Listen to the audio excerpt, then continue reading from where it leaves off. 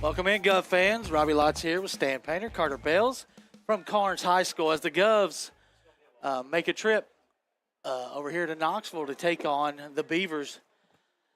As always, our games are brought to you by Heartland Roofing, A-plus Better Business Bureau rating and 5-star rating on Google. Give Nate a call, 865-323-5933. Stan, first time we've been able to say this in a while, the Govs come in at 1-0 and a chance to go 2-0 for the first time since 2007. Wow, I didn't realize it was that long, Robbie, but certainly is a big win last week over Austin East, and so you feel like that that they got momentum in the program right now, Robbie, and so I think tonight's a big game. You know, it's not one that it's last year we played this team last couple of years, and you felt like going in that. No chance, right? Because Deshaun Bishop and so forth. But he's not here any longer. But it'll still be a tough game. But you feel like William Blount, after last week, that this will be a competitive game. And really, the other factor tonight, guys, with the heat, they've moved this game back an hour to try to beat that heat. The heat index well over 100 degrees today. So with that, they're going to take a lot of breaks. So our sponsors will get plenty of advertising. But it's going to be hot, and we're up here combined in a confined space. So it's going to be hot for us, too. So bear with the broadcast team. That is your pregame preview. We'll take a 1-minute break, come back with more here from Karns High School. You're watching on the Gov Nation Network and listening on the Voice of Champions, AM 1470.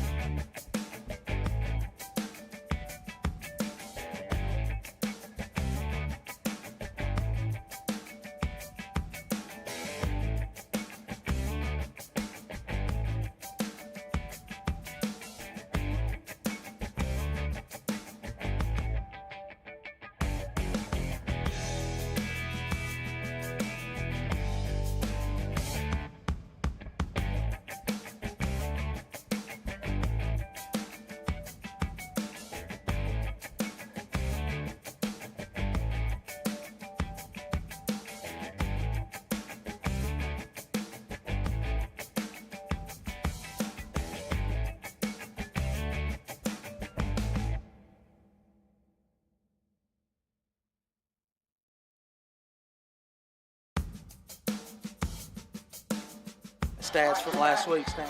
yeah. All right, we're back here as we get about 20 minutes before kickoff here from Beaver Stadium as the Govs have made their way over here. Karns last week lost their game to Hardin Valley. Hardin Valley. Yeah. I don't know where I wrote that down. 21-0. And the Govs, of course, won against Austin East 35-8. So one team riding a high and one team trying to rebound after the early season that started here. Karns last year beat William Blount 42-14, and the year before that they beat them 40-7. Stan, but they had a Bishop who finished his career with 8,300 yards and 102 touchdowns. Yeah. He's no longer here, but one other factor, Brad Taylor. Right. He's no longer here.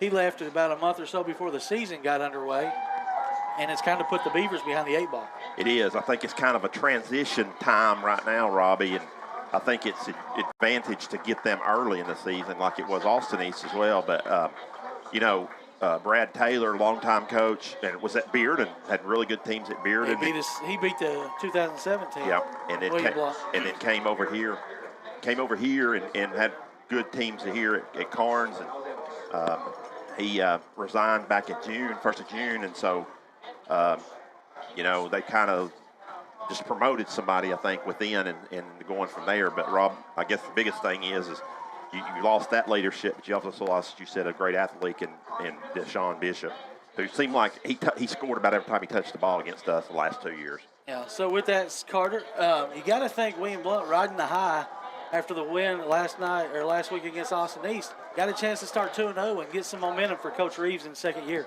Yeah, and it wasn't even like a close win or a tight win. We dominated on both sides of the ball. Defensively, it was a shutout other than the lone touchdown on the kickoff. So hopefully William Blount can continue to ride that high and get a big win here at Karns, go 2-0 going into Heritage. All right, some more this area update, as always, brought to you by Young Life. Let's talk about some games from around the area. In our region update, last night, Hardin Valley beats the team that will start the region schedule off with in 2 weeks, Morristown East. Hardin Valley handled them, Stan, 2 games in a row for them. They beat them 36-10. Yeah, so, so far, Hardin Valley, Robbie, between those 2 games, outscored their opponents 57-10. So yeah. Hardin Valley much improved. They only won 2 games the last 2 years, and that was both against William Blount.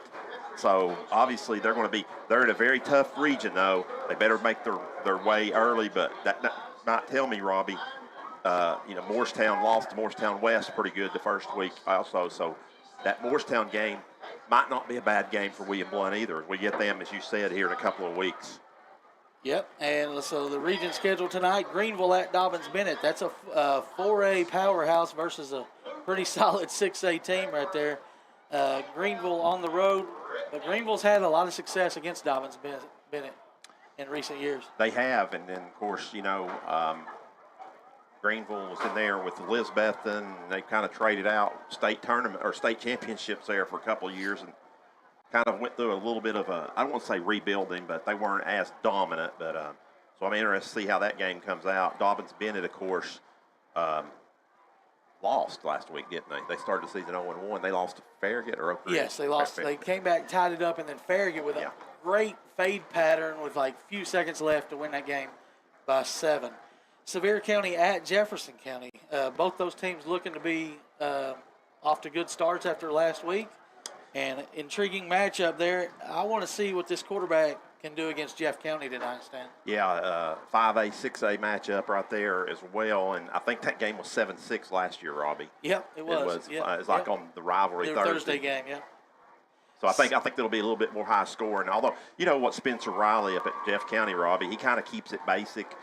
And, they try to play good defense. They try to run the football, so forth. But we'll see. Another good 6A, 4A matchup here. Science Hill going to Anderson County, the defending 4A state champion, who lost last night to 5A team Powell. Last week, yeah. Yeah, a good matchup right there. Science Hill at Anderson County. Yep, certainly is. And, of course, Science Hill, they lose to Oak Ridge. Science Hill last year? No, last week. Jeff County. Jeff County lost to Oak Ridge. Yeah, I'm sorry. Okay. Yeah, so anyway, Science Hill comes into that game, and then Science Hill lost to Elizabethton. Elizabethton, that's right, Elizabethton. So yeah, the only team to win last week in our region was us and West Ridge. Yeah, West Ridge. I knew Science Hill had lost to somebody, but I couldn't remember who. But regardless, Anderson County, as you said, Robbie, and then they lost to Powell, 35-21. So both those teams 0-1, but good teams. Both really good teams.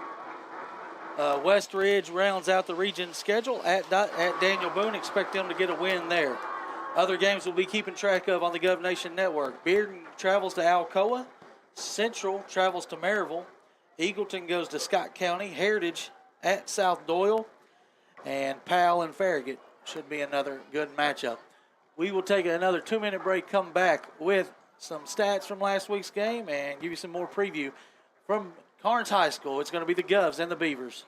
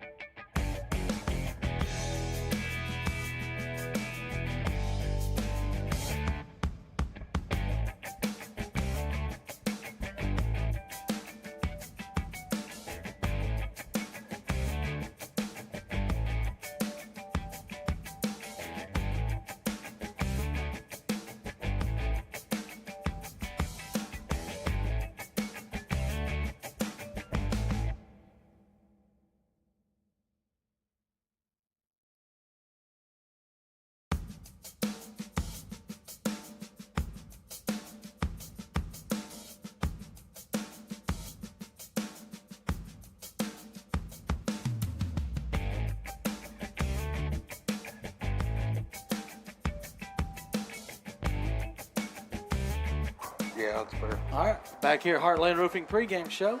As we move into the next segment, Stats with Stan, brought to you by Red Tech, the best refrigerant in the business for LG products.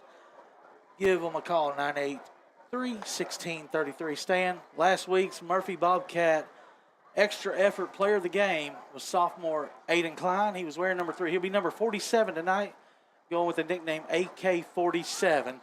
Talk about what we did last week on the ground in the Stats with Stan segment here. Well, he had 15 carries, Robbie, for 131 yards. A lot of that coming in the second half, as he was just a workhorse in the second half. Of course, 2 touchdowns as well. And so. See, I'm looking down. I see number 6 in street close, Oh, Stan. yeah. That's Walker Lockhart, wow. senior captain of this team. One of the only key players we remember last year. So Yeah. he's out tonight. That'll be a factor for the Beavers. He was a wide receiver, DB. Yeah, wide receiver, defensive back. So that will be big as we see him down there. But yeah. All right, looks like we will send it to the field for tonight's playing of the national anthem.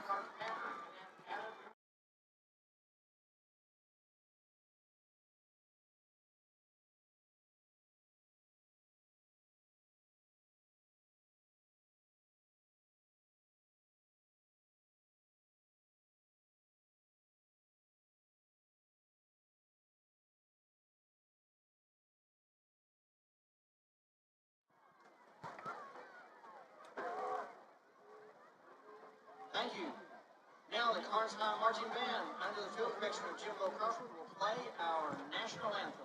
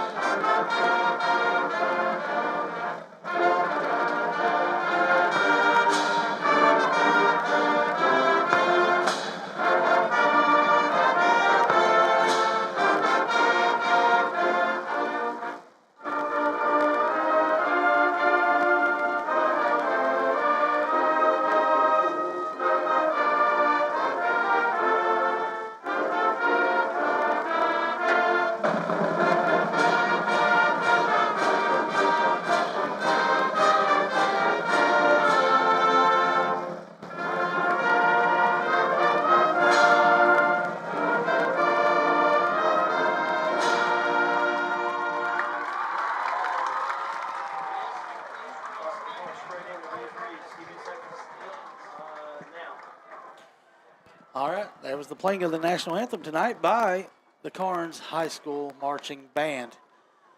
Now we'll move into the twofold mold. Reeds, as we might not be able to talk to Coach Reeves before the game, with all the weather problems we got and the delay tonight, we may not be able to talk to him. We'll try. Tonight, keys to win the game. 1, win the run game. Stan, they did that last week. You can check mark that last week. Certainly. 2, be effective in the quick game. So last week, the team that didn't have the depth like Austin East, it created a lot of havoc for Austin East. They were dropping like flies and getting too many players on the field. The quick game was definitely a factor for the Govs. Take care of the ball and create your own turnovers. That's one thing William Blount had to clean up. They put the ball on the ground twice. I think they only lost one of those fumbles, but they did throw 2 interceptions in the red zone, or the orange zone as we call it. Can't have that tonight if you're going to try to beat a team like Karns. And we did create a couple of turnovers, but need to do a better job of that. Do your job and know your job, Stan. That's like an old saying, that's a Coach Reeves saying right there, That's a Bill Belichick saying, who? Do your job, Do with your some job. more expletives in whatever. there. Play fast and pursue the ball fast. Yep. So like you say, the up-tempo. Tonight we got about 3 minutes before the opening kickoff. As Robbie. the captain's about Yeah. set to do the coin toss, Stan. One of the things that we do know from Athletic Director Scott Cupp at the pre-meeting is that there will be a 3-minute break at the 6-minute mark of quarter number 1, and then a 5-minute break between quarters number 1 and 2. And then after the first hour, I think they'll assessed. So we could do have that same situation, that break in the second quarter as well. This is going to be happening statewide as so Maryville and Alcoa have already gotten underway. We'll try to check the Gov Nation scoreboard to get those updates. But yeah, bear with us. Be a lot of stoppages tonight with that. We'll try to get the. I tell you what, Robbie. We'll just have to read over the starters tonight, Stan. But so I was told if the lineman, as you'll see them come through the banner tonight, Flores graded out as the top lineman last week, and he'll get to lead them through the banner tonight. As I see Coach Reeves heading over towards Timothy right now. But I don't know if Timothy has a signal for him. Yeah, we lost power, and this stuff doesn't just come back on automatically. Right. So Timothy. All right, we're going to try to get that. They're doing the coin toss at midfield as we speak. Yeah, we've lost camera, we've lost feed. They had a power outage over here in the press box from trying to run these air conditioners, extra air conditioners up here in the that are press box. Not helping a whole lot on our end. They're helping on the other end, but. It looks like William Blount has won the toss and has elected to receive the football, so we'll get it first.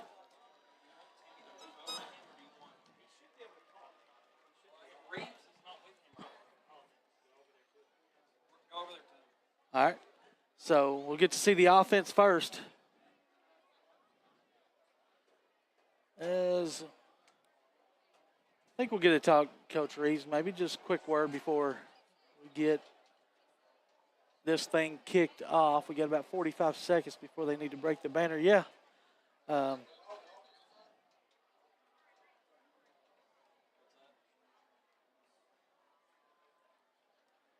Score from Greenville, or from, Maryville's up 10-0. Here's the Governors taking the field. Yeah, probably won't have a chance to talk to Coach Reeves tonight. Maybe at halftime or something, but Karns is falling over through the banner. Guy's lost his helmet. They're hitting each other. It's a comedy act over here for the Beavers as they come through the tape. Y'all didn't see it on camera, but. He's got him. All right, now we're going to send it down to Timothy, who's got Coach Reeves right there around the 30-yard. Go ahead, Timothy.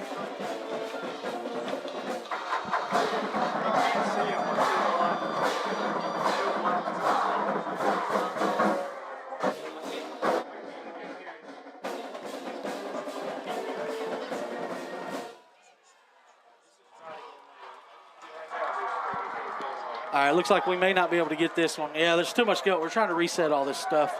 So if it comes through, good. If not,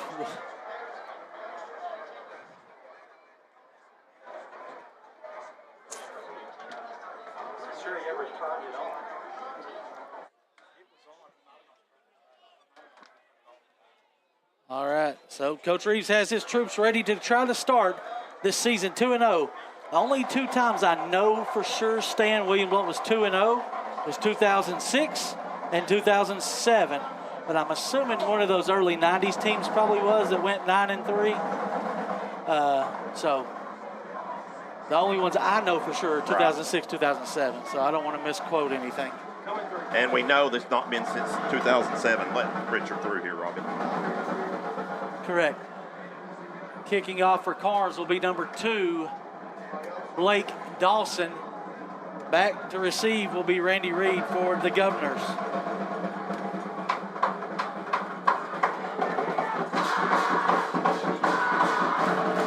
And with Randy Reed, looks like Gavin Dabrowski.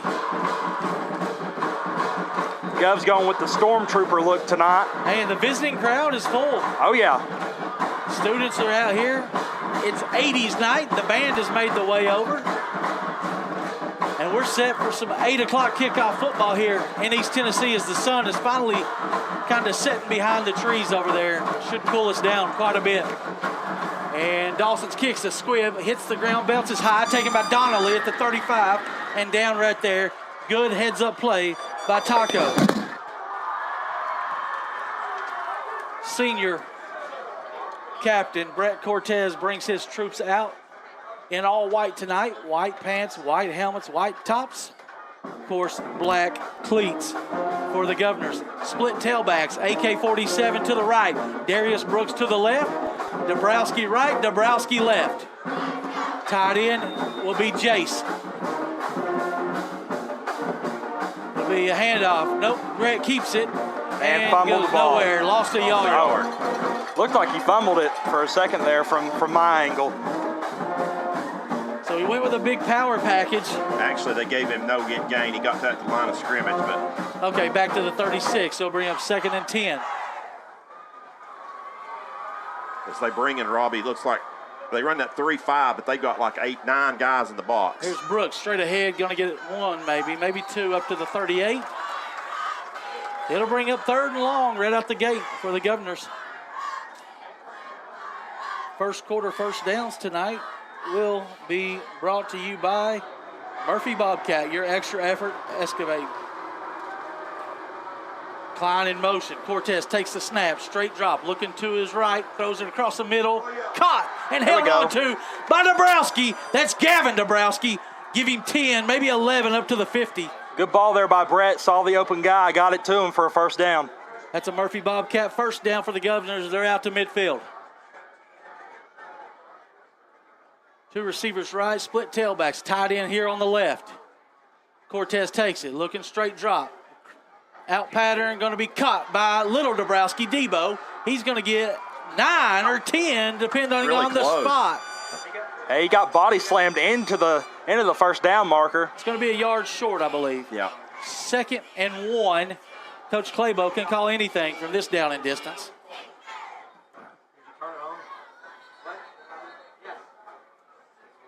We got some type of play, Got some kind of stoppage. some type of stoppage going on. Might be. It's definitely not for a measurement where the ball is marked. All right, we'll step aside and try to catch up with our sponsors. We'll take a break with them.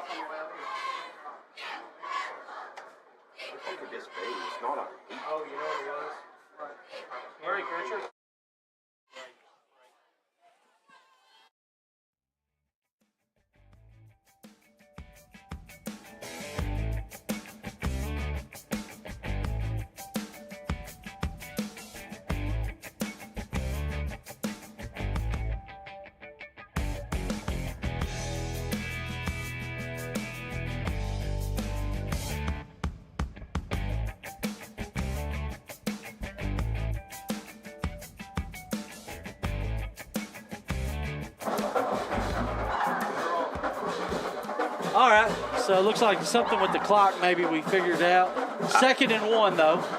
First possession of the game for the Governors. Same personnel. 2 receivers right, split tailbacks with Brooks and Klein. Cortez takes it, fakes it, going to go deep, I think. Needs to get rid of it. He's going to take off and run and get the first down on his own. That's a Bobcat Murphy first. No. Whoa. Are you kidding me? They're going to say he was short. Short. Ran out of bounds right where the line of scrimmage, so it's going to be 3rd and 1. Did he just touch it? Must have. It's on the far sideline, but looked to me like Robbie got around about the 39. Right, and then he reached the ball Yeah, out. he extended out, but Not enough. We'll call it 3rd Oh, and short. boy. We're going to another stoppage. I don't know if it's the clock. They're they showing. might be trying to. They might be having the same issues everybody has since the power went out up here. They've got some. I'm not sure. Is the play clock running? The play clock's not ran yet, and I think that's the issue. Oh, the play Okay. clock. They might Okay, be the keeping game play clock. clock on the. Yeah, on it's the 40. So they have to watch the back judge. Right. That's what he was telling him, I think. Is the play clock is yet to run at all. It's been stuck on 40 since. All right, 3rd and 1. Let's hand it off, get the first down here. Tried to draw him, didn't get him.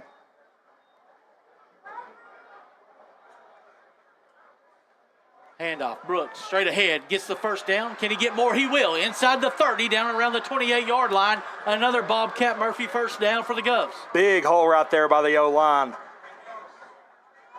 That's Murphy Bobcat. I said Bobcat Murphy. We're going to mark it right at the 28, so we're going to give him 13 on that run right there. William Blount's second first down of this drive. Still going decently fast, not quite as much as last week. Cortez takes it, keeps it, no, hands to Klein, cutting down, going to get back to the line of scrimmage, plus 1 yard. But good job there of the Beavers being ready for that.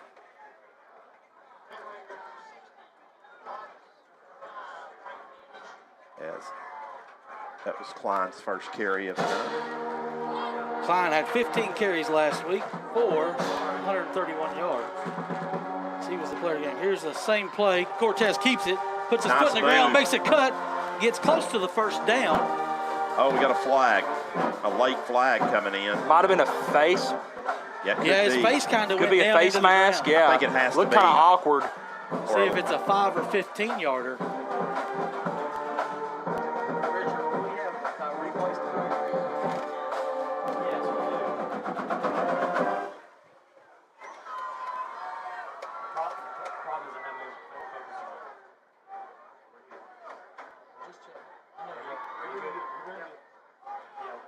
Here's the call.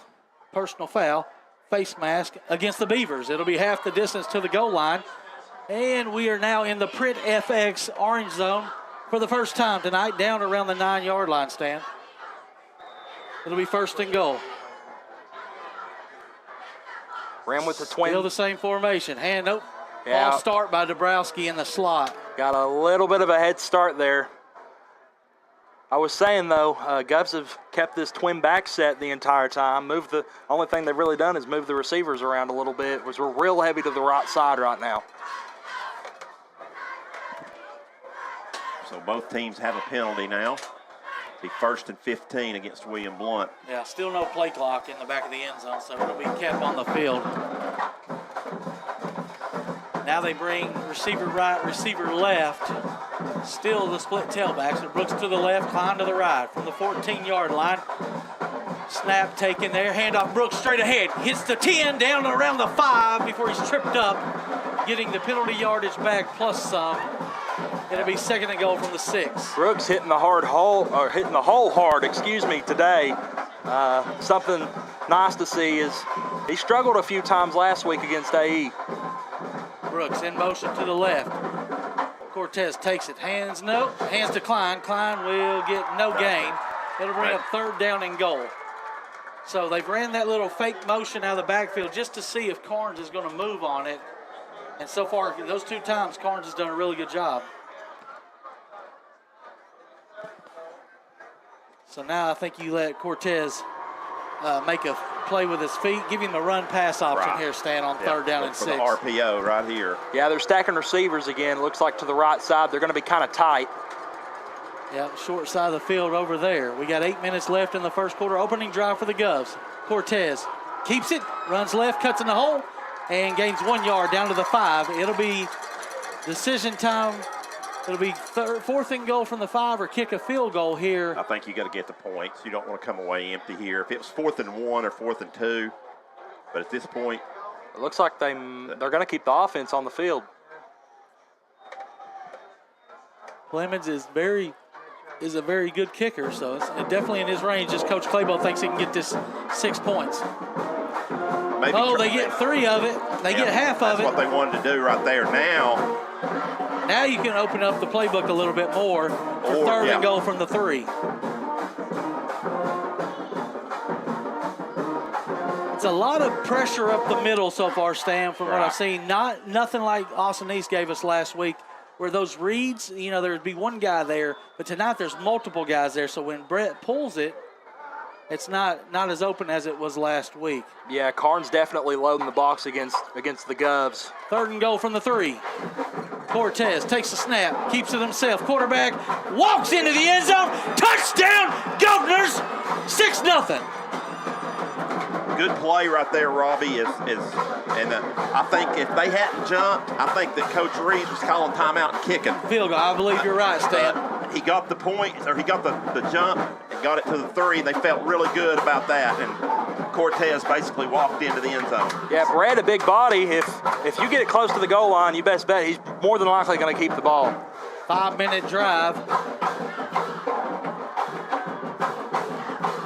kick up. Kick looks good. It is good. It's 7-0 with this Print FX, Red Tech touchdown there by the Governors. For all your LG products, visit Red Tech. We'll take a 60-second break.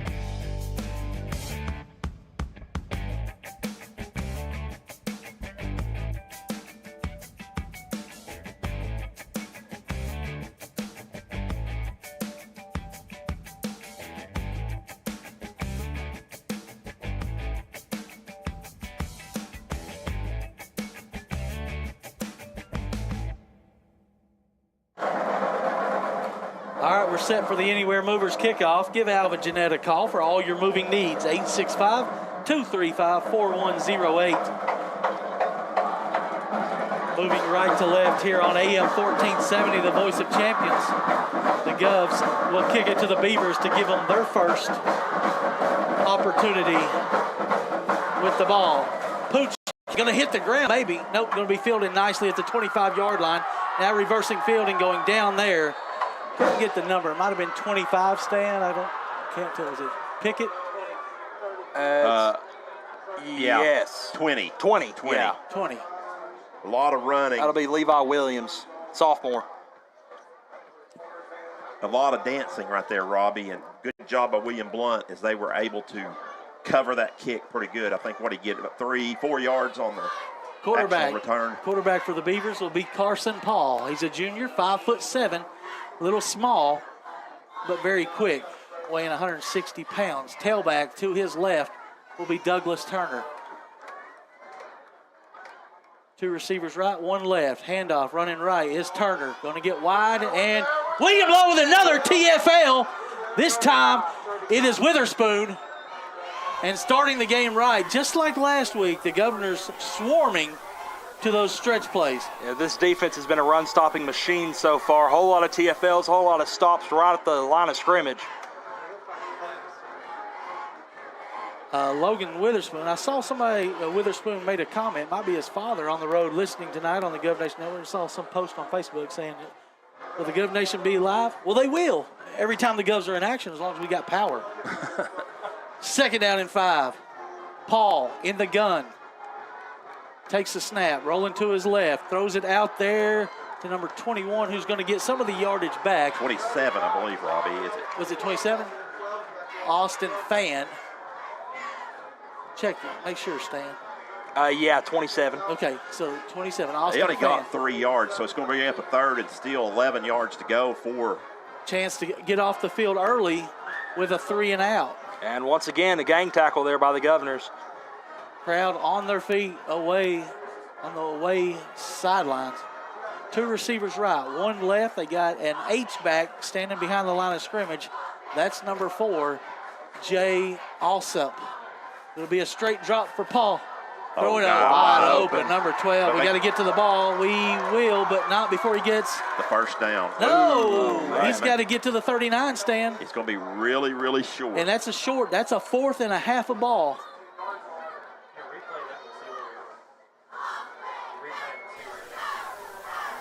Fourth down and a half yard. They're going to go for it, I think. And you need a stop right here. We started the game last week with a 4th down stop when Randy Reed come up and stuck Ligon. Yeah, wouldn't be surprised if Karns tries to go to the outside here. William Blount's done a really good job, at least since the AE game, stopping everything up the middle. Carson Paul with it in the gun. Trying to get William Blount to jump. They will not. They hold their water nicely. Pressure comes, handoff up the middle. Douglas not gonna get it. No. They go stop him. It's gonna be first down. Blount. Well, they did exactly what I said they did the opposite of what I said they should have done. Here's your Heartland Roofing replay. Met there in the backfield by Henson. and finished off by a swarm of Governors. Reed, I think, was in there as well. So Blount will take over. Why don't I have a 40 on my roster? Yeah, there it is, Caleb Henson. Yeah, that's Caleb Henson, the sophomore. Coach Henson's son. What a play by him. It'll be 1st and 10 in Beaver territory at the 38-yard line where the Govs start out. Stacked 2 receivers at the bottom of your screen.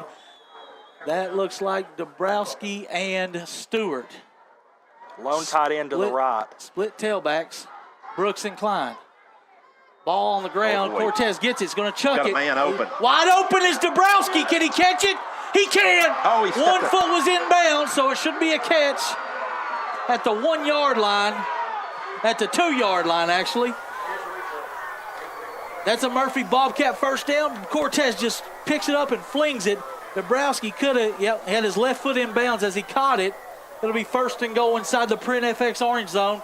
The Govs knocking on the door again. Really good composure there by Brett. Fumble on the ball on the ground. You know, quarterback tends to worry a little bit, get a little antsy, but able to keep his composure, get it downfield to a wide open man. You got 3 options here: Brooks, Cortez, or Klein. It will be Klein into the end zone. Touchdown, Governors! It's 13-0. That's another Red Tech touchdown. With 4:24 to play, the Govs have already scored the amount more points than they scored the last 2 seasons staying against this team. Yeah, certainly right there is Klein just kind of almost walked into the end zone as well. And big gamble by the Beavers, Robbie, in their own territory. Right. I don't blame them. If you can't get a half a yard, you don't deserve to win. That's if that's the coaching mentality, I believe, I would take with them. Clemens on for the extra point. Snap down. Kick is high, pooching. Good. 14-0 Governors. We'll take a 60-second break.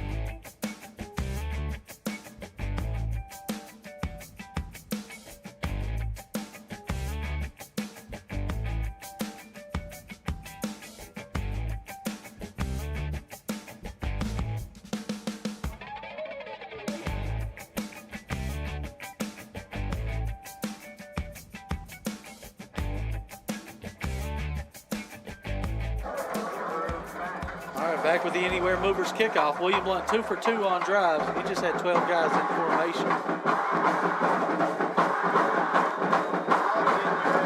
Give Alvin a call. 865-235-4108. William Blount leading 14-0. 4:24 left as the Beavers will get it for the second time.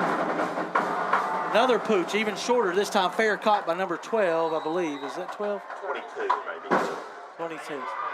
32. 32, Robbie. 32, that'd be Hunter Owens. All right.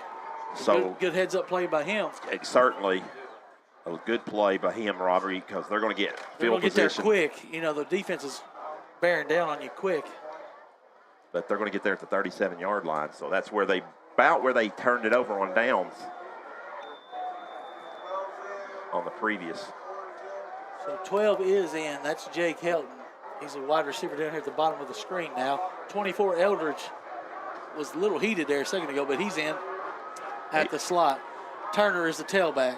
Here comes Paul. There's nobody over here. I'm not sure he caught We're it. lucky the ball was Why is low. there nobody over here, though? I think we've got DBs falling back, trying not to get burnt, but you gotta at least stay in front of the guy. Somebody's coming out. It's just a busted coverage, but that a long throw, Robbie, right there. Fortunate for us, We got 12 men on the field. he didn't get enough. No, 76 came out and 28 Oh, okay. came in. Okay. Second down and 10 for the Beavers. Blitz showing for the Govs, coming after him, rolling into the blitz, and it's going to be a red tech sack Guess by who? Randy Reed. Double deuce. He was all over the field last week. He's so far been all over the field this week. Here's your Heartland Roofing replay. You show him coming off the edge, just knocks over Turner, says, "Get off me." That was not Turner, actually, that was Alsop. So third down and about 22, Stan? Yeah, that's what I've got. That's a 12-yard loss right there. So Karns right now in the negative in total yards, Robbie. 14-0 Governors. Here comes Karns. Third and a long 20. Another blitz. Witherspoon off the edge. Duddy gets it to Turner. But they got a chance to break a tackle. And they not get it. Wow. Busted plays there. And that's Turner getting a lot of the yardage back, but it'll bring up 4th down and 7. Yeah, and if he didn't run into his guy right there, he probably would have had the first down. Yeah, we missed all kinds of tackles there. So it'll be another. So last one was a 4 and out. This is a 3 and out. You got to be very impressed with this Governor defense, Stan. Yes. Giving up 45 points a game last year. So far yet to yield a point from the defense's line of scrimmage. High snap, he gets it down, coming after it. Low kick, end over end. Reed will catch it at the 25. Gets past the first man, up to the 30. Turns the sideline and out of bounds at the 42-yard line. Looked like we blocked in the back. I think they called it. I see it. Yep, there's laundry on the field, so we'll be backing up a little bit here. Yeah, it was just everything was coming to that corner, that sideline, right to your near sideline. We couldn't hold up and push it in the back, it looked like.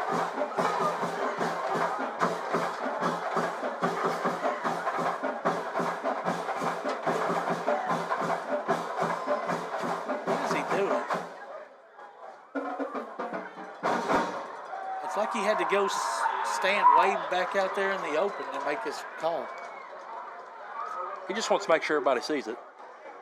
Okay, we see you, buddy. William Blount That's a great with call. their too. second. I saw it. Yep. These stripes have been the referees have been on top of everything. Phenomenal calling the ball inbounds down here. Oh, yeah. So Watching far- the penalties. So far, very clean officiating. It's what you like to see.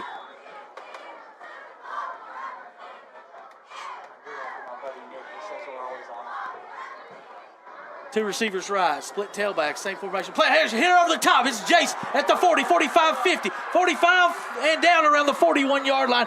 The quick hitter to Jace. Avery, what, do we have a penalty?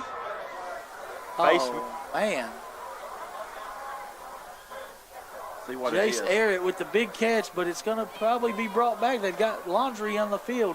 Right at the line of scrimmage.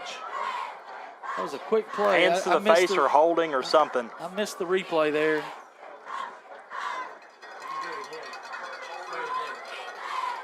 Here's your Heartland Roofing replay. Here, ineligible downfield. Oh. Oh, right there it is. The guy in the middle of the field, 75, I believe. Was it 75? Yep. Got too far down the field. Another great call by the referees.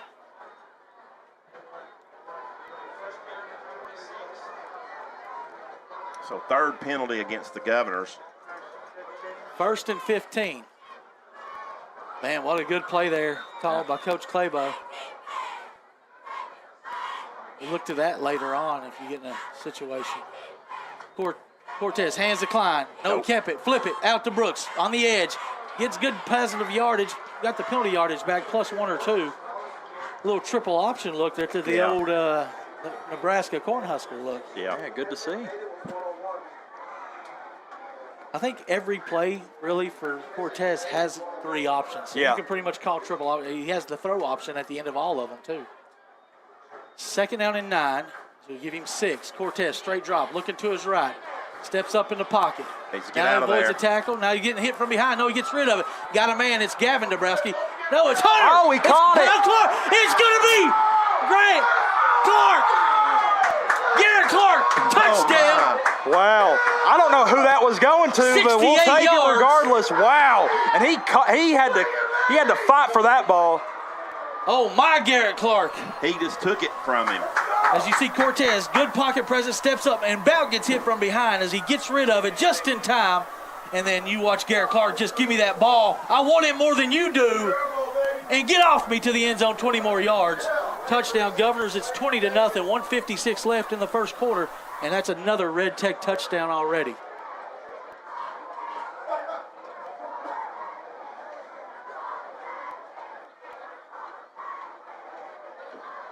Clemens on for the extra point. Snap down, kick up, kick is good. 21 rip. We'll take a 60-second break.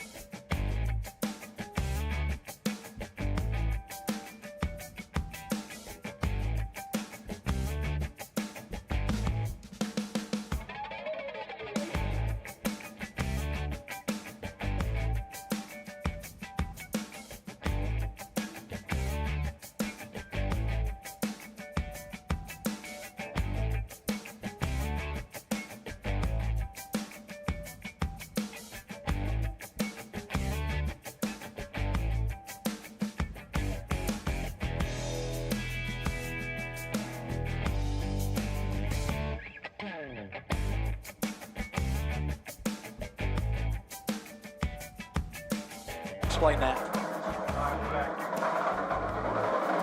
All right, we have set for the Anywhere Movers kickoff. As I feel the temperature outside's dropped about 8 to 10 degrees, so that's good. But they're still going to have a stoppage of play for about 5 minutes at the end of this first quarter, and then we'll take a break there with them as we do that.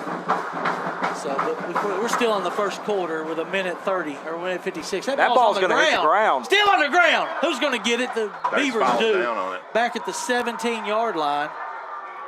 So not a heads-up play this time for the first time by Karns. But finally, number 20, that's Williams, Levi Williams getting on top of it. Yeah, like the last time, Robbie, the Beavers are set up shop deep in William Blount territory as they got the ball about the 37. But they had the big loss play, sack. but then they came back with a nice little screen play. They might have found a little something. We'll see. This defense missed a few tackles on the last drive, but still have not yielded a first down tonight. 1:52 to go, first quarter. William Blount leading 21-0. Karns third possession with the ball on their own 17, moving left to right. Paul takes it. Quick hitter. Caught by number 27 again. Good tackle that That's time. Fan going to get about 5 or 6, I think. Maybe 5, Sam. Looks like they're Taco on the play there with another great tackle. What a great game he played last week. Give him 5. Up to the 22.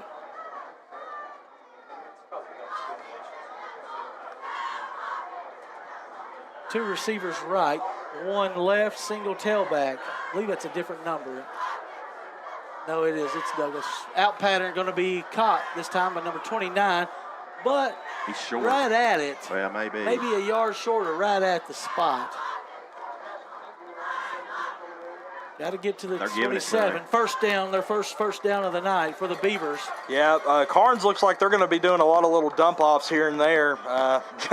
Easy way to gain yards whenever your DBs are playing back.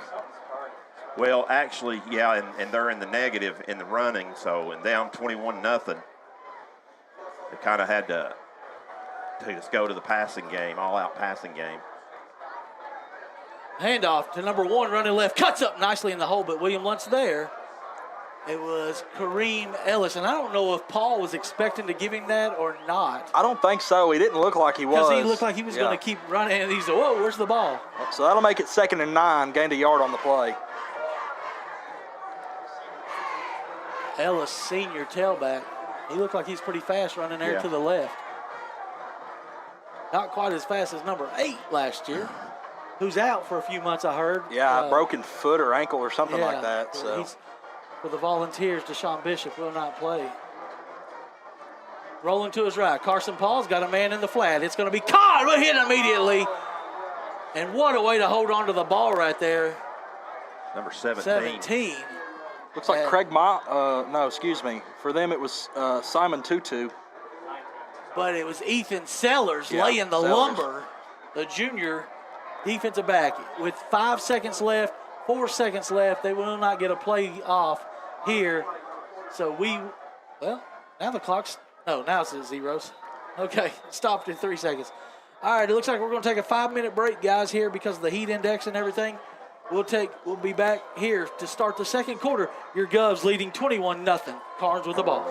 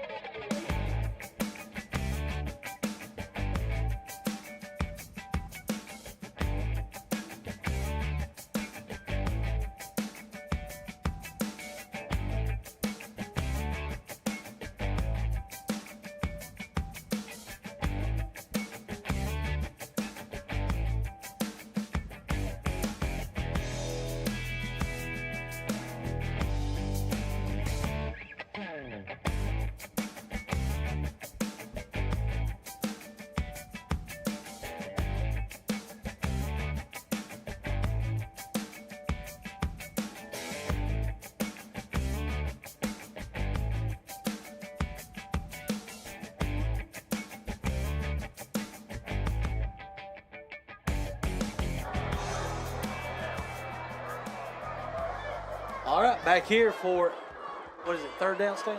Yes, third and about 4. Third and 4. 3 to 4. Paul has it, rolling to his, looking to his right, pick. Oh, man. Taco! What a play by Donley. That would have been a pick 6, and the Govs would have been up 28-0. And Coach Reeves, I just talked to Timothy. Here's your Heartland Roofing replay. Coach Reeves has reiterated that he wanted to turn defense into offense, is what the interview that we didn't get on air with Coach Reeves. But that would have done it right there, Carter. Yeah, it was a great play by Donley. Read the route perfectly. He knew the flat was coming. They've thrown it 4 or 5 times now, and just wasn't able to keep his hands on it. Halftime score, Alcoa 3 and Bearden 6. A little bit of a surprise right there, isn't it? Yep. Randy Reed's back deep here for the Govs.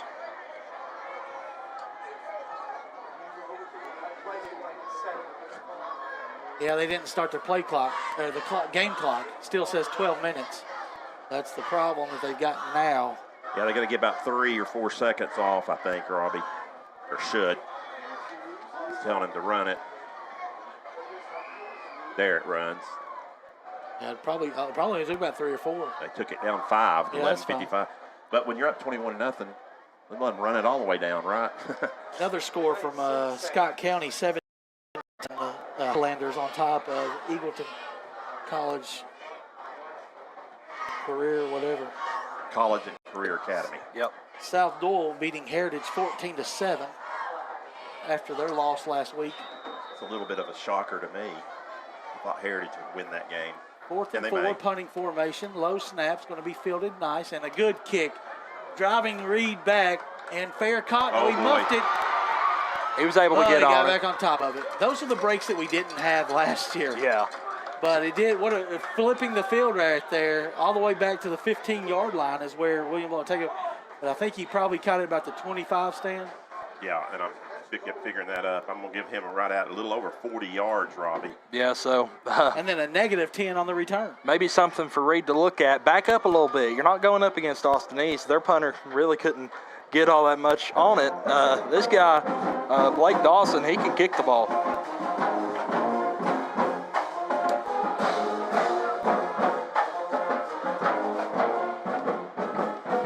All right, so it's been a heavy dose of the big line. Split tailbacks, Klein and Brooks, 2 receivers left. Straight drop, setting up a screen, going to be caught by AK, but losing, maybe lost a yard or got back to No, the he got back to original. the line of scrimmage. That band is loud right in front of us. I don't know if it's coming through the mics or not, but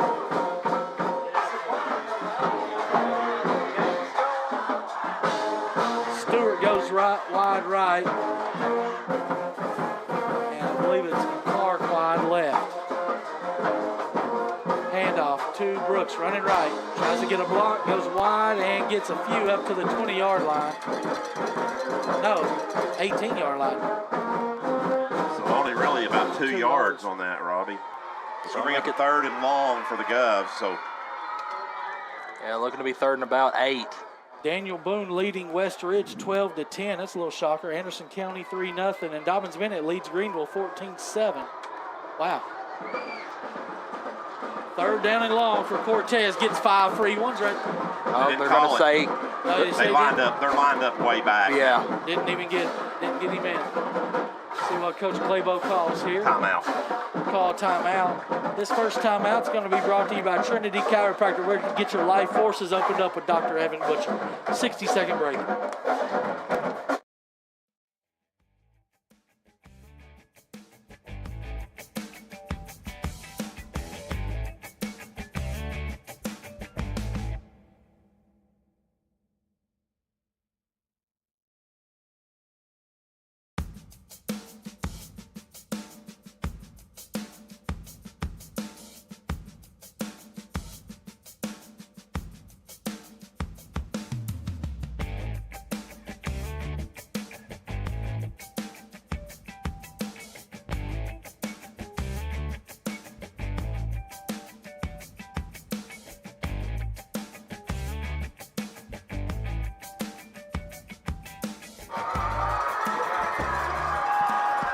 Third and long, Cortez, straight drop. Rolling now to his left. Can he find somebody? He can. It's Stewart. Oh, he dropped it. He was scared of the big hit. You could see that one. I believe this is Stewart's first year of football for the Governors, but man, he had the catch. You just felt like he was in between four guys and was going to get unloaded on. Didn't look it all the way in. It's going to be a punting situation. The first 3 and out for the Governors tonight. Update at Alcoa, Eli Cannon hurt for Alcoa in the first half, so that might be a factor on why they're losing tonight. So we'll take a little break here as they tend to the player. Looks like he might just have a cramp there for the Beavers.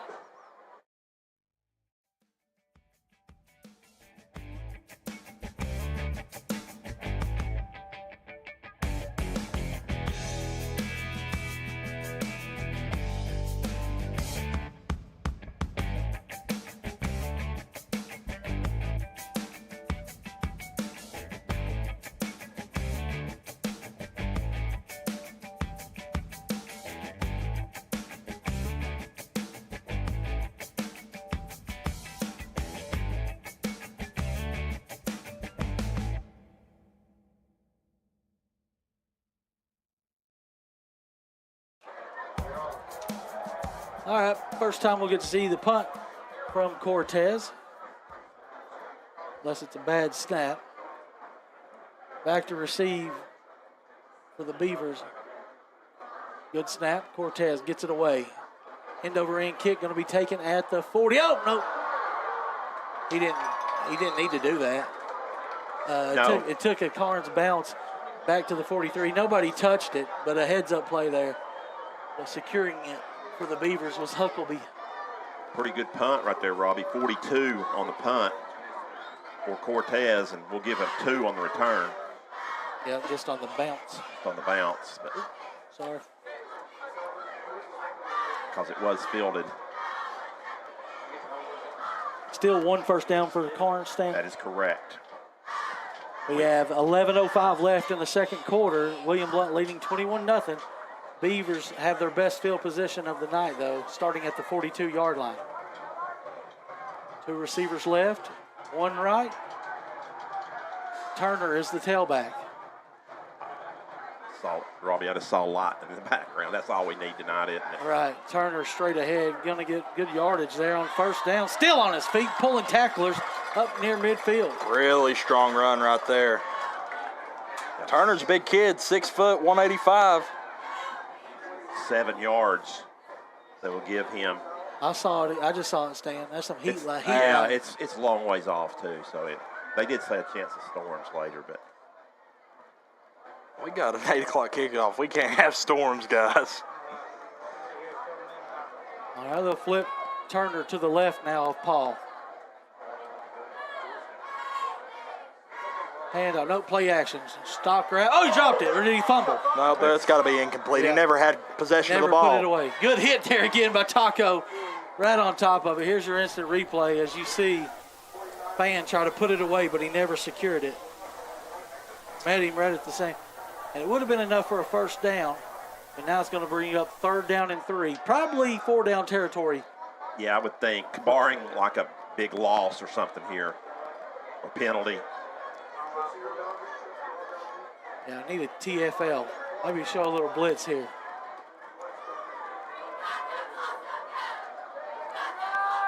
Looking to his left. He's got the out route. Nope, not today. It's going to bring up a 3rd down and 3, or 4th down and 3, I'm sorry. As William Blount was there, and it was going to be a hard catch, working the short side of the field. And I'm not even sure, Robbie, if he comes up with it, he got the first down because he was diving back. So Yeah, Gov showed blitz right there as well, and then kind of slacked off into a soft zone. So they're sending Dawson out here, but this is a great place to fake if you ever had one right in the middle of the field. Watching everything. yeah, they've got Kareem Ellis. He's quick. We saw him earlier in the backfield. So Yeah, they made direct snap it to him, but 4th down, right around midfield, opportunity to go for it. We'll see. The snap, it's a good one. The kick is away. It's going to be taking, nope, we're going to take a bounce and fielded down at around the 10-yard line. That's where the Govs will take over. looks like they'll put it at the 11. 40-yard exact punt. for the Beavers.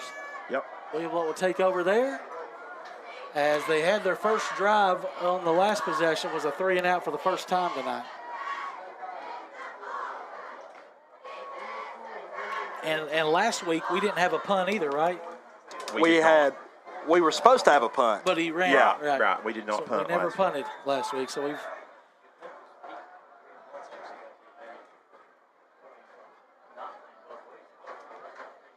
Cortez takes it, hands it, Snope kicks it outside pattern, going to be caught. Nice cut right there. We'll get the number. That's Clark. Garrett Clark. That's getting good yardage. That's one of those RPO plays. It's Klein. He pulled it out of the belly of Klein and then flipped it out to G Money. Blount already set up. Trips to the left now. Handoff this time. Klein squirting through. Nope. Going to get 1 yard. Make it 3rd and 5. Closer to 3rd and 4. Players down for Karns. Slowly making their way up.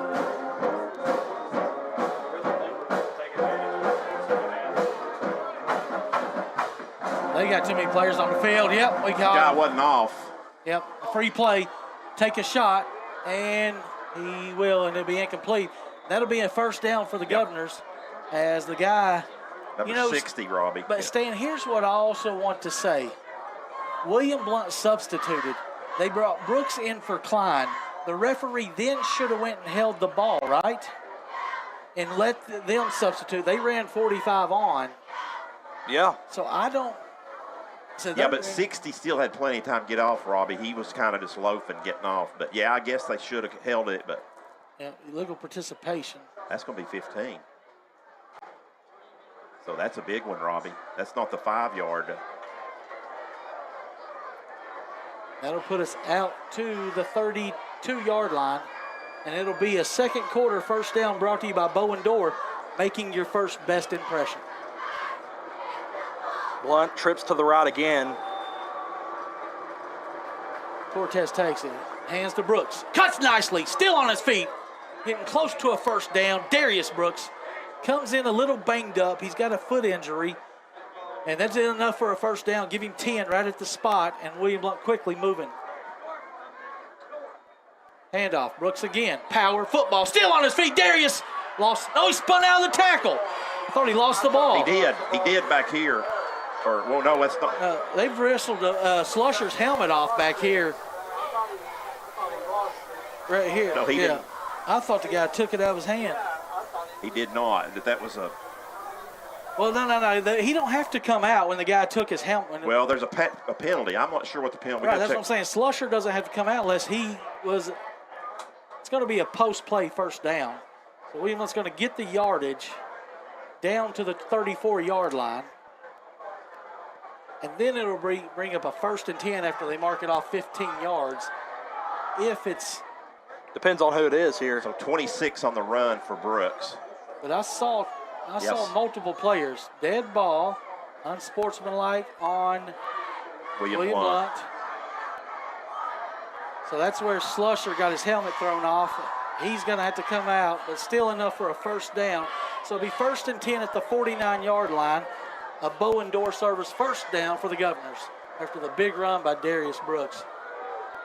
And Robbie, I think that is his first. I think is what he was saying. Yeah, we so- can't get the mic, so he gets another one. He's disqualified.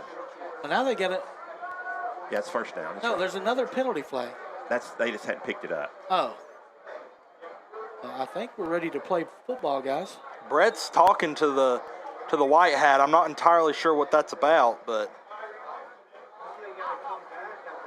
Blount needs to get their offense back on the field. Timeout. William Blount. Coach Reeves needs an explanation, and I think we all do. South Park Storage and Penske Truck Rentals at the end of William Blount Drive in 411 South. Well, they're not going to talk to him. Not come on the field. Yeah. He told him in the pregame. Do not come on the field.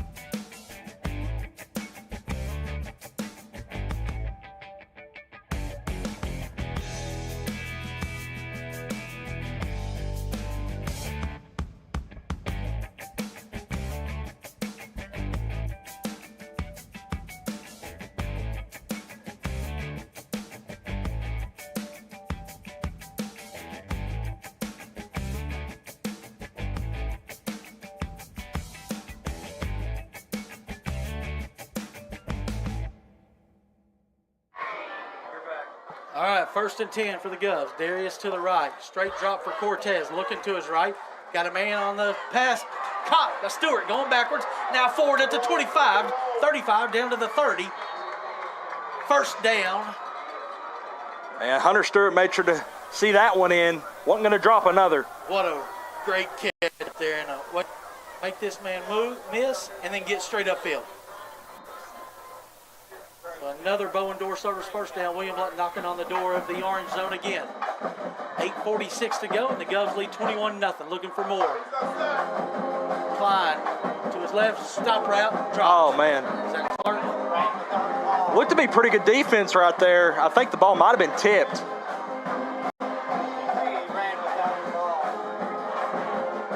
That was Jackson Dabrowski actually that dropped it. But like you say, it could have been easily deflected. 2nd and 10. Flip Klein to his right. 3 receivers to the left for Cortez. Fakes it, going to the top. Fade pattern up top. Intercepted, maybe. Nope. Oh, incomplete.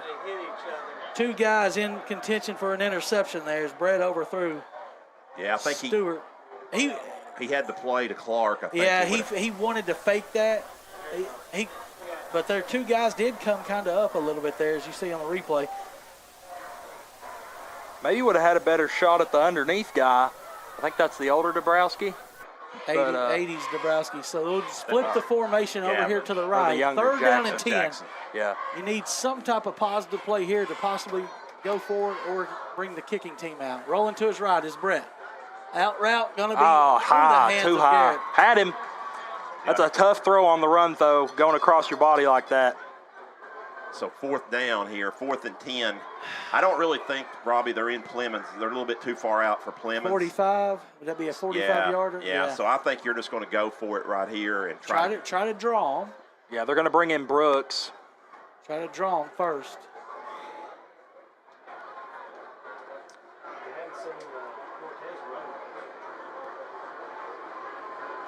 Cortez with 3 receivers left. A straight snap. Drop back. Looking across the middle. Still in the pocket. Now he'll take off. Rolling to his right. Flip it to somebody. Oh, he's It's gonna wide be open. Jackson Dabrowski. Wow. They call him Debo. I call him 6 more for the Govs. It's 27-0. really good awareness, Robbie. And what protection by the offensive line. of where Cortez was, because Stay behind the he line. he was close, but he made sure he was behind it. Yeah, and a heck of a job keeping his eyes Like 1 downfield the yard. whole way. Very close, Stan.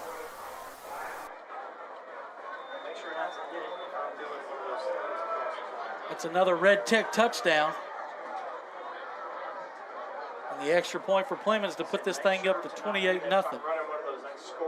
Good snap, good hold, good kick. A little bit left, but it's good. 28-0. We'll take a 60-second break. Dabrowski, Little, Jackson.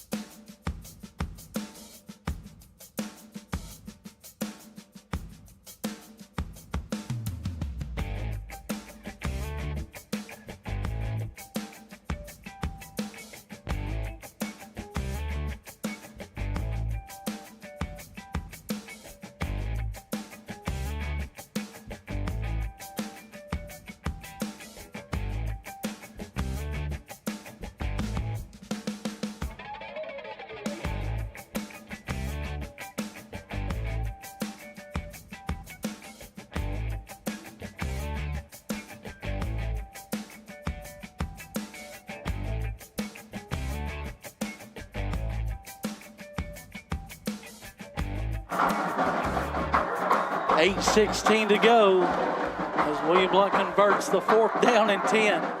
And now lead 28-0. Here's a kick to the left, going to be fielded at the 23-yard line. Speedster coming up the sideline, stepped out of bounds. That's number 20 this time. He about broke it. Levi Williams again. Right at the 39-yard line, so what, about 16 yards on the return, but Yeah, might want to keep it out of that guy's hands. He's quick. I think we need an onside kick every time. Yeah. Like I say, the defense has yielded 8 points this year, and it's all been on a kickoff return. well, that's not on the defense. That's special teams. That's probably. what I'm saying, special team. The Governors have Yeah. yielded 8 points. So, And they've only yielded 1 first down tonight, Robbie, in almost a quarter and a half almost. 2 receivers left. One right, tailback to the right is Turner. Paul takes it, hands to Turner straight ahead. Not much there. Going to be tackled forward by Pierce. Yeah, it looks like they'll give him about 2. I'm sorry, that was Garrett, Brent Garrett. They'll make it 2nd and 8. Well, maybe 2nd and 7. They could have given him 3. We'll give him 3 on Yeah. that. Way he threw him forward, it Yeah. kind of gave him that extra yard. But Karns still, even with that run, is still in the negative on the ground. If they've had 3. Rolling to his left, pressure's there, but he steps up. Knocked Nice down. run, Carson Paul with a big-time spin and a first down for the Beavers into William Blount territory for the first time tonight. Yep. Looked to be a design QB power right there. They've been dumping it off on the flat, and he's been rolling it out right there. So, pretty good play call. Yeah, you see the adjustment that the Beavers have made. But is it too late? Down 28-0. They have 7:19 left here in the second quarter. 1 receiver right, 2 to the left. There's that pistol formation. Probably give Turner a running start here. Paul takes it, play action, going deep. Across the middle, caught by Eldridge at the 35, into the 30, down to the 20, and into the 18-yard, inside the orange zone, down around the 18-yard line for the Beavers. And they finally got something going to the Beavers. Yeah, back-to-back chunk plays. Defense is going to have to make an adjustment here.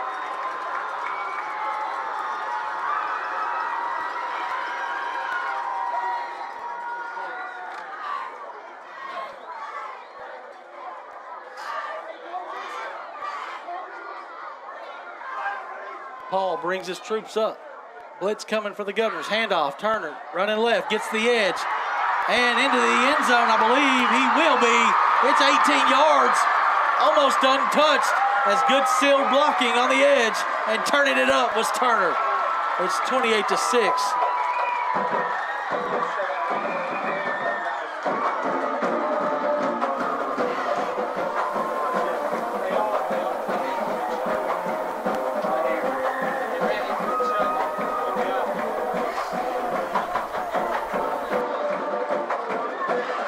Don't go anywhere. Karns trying to make a game of it. They do get the ball to start the second half, too.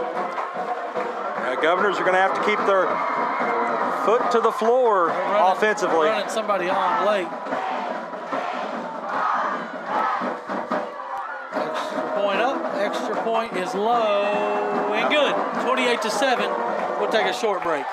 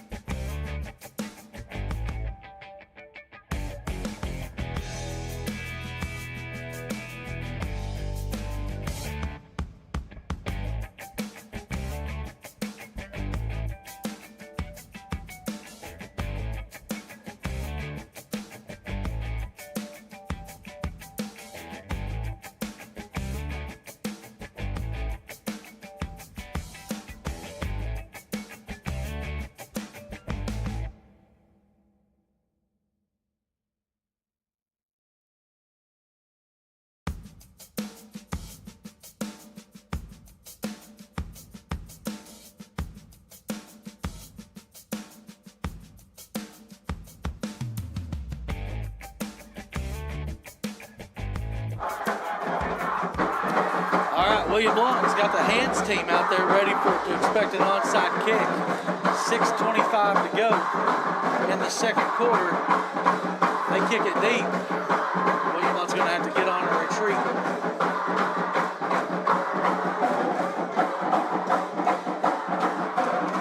Donaldson's kick is going to be deep and into the end zone, probably. It is, and William Blount will start at the 20-yard line. Started to die there at the last second. Scared me a little bit. That thing bounces the other way, we're in trouble, right? Yeah.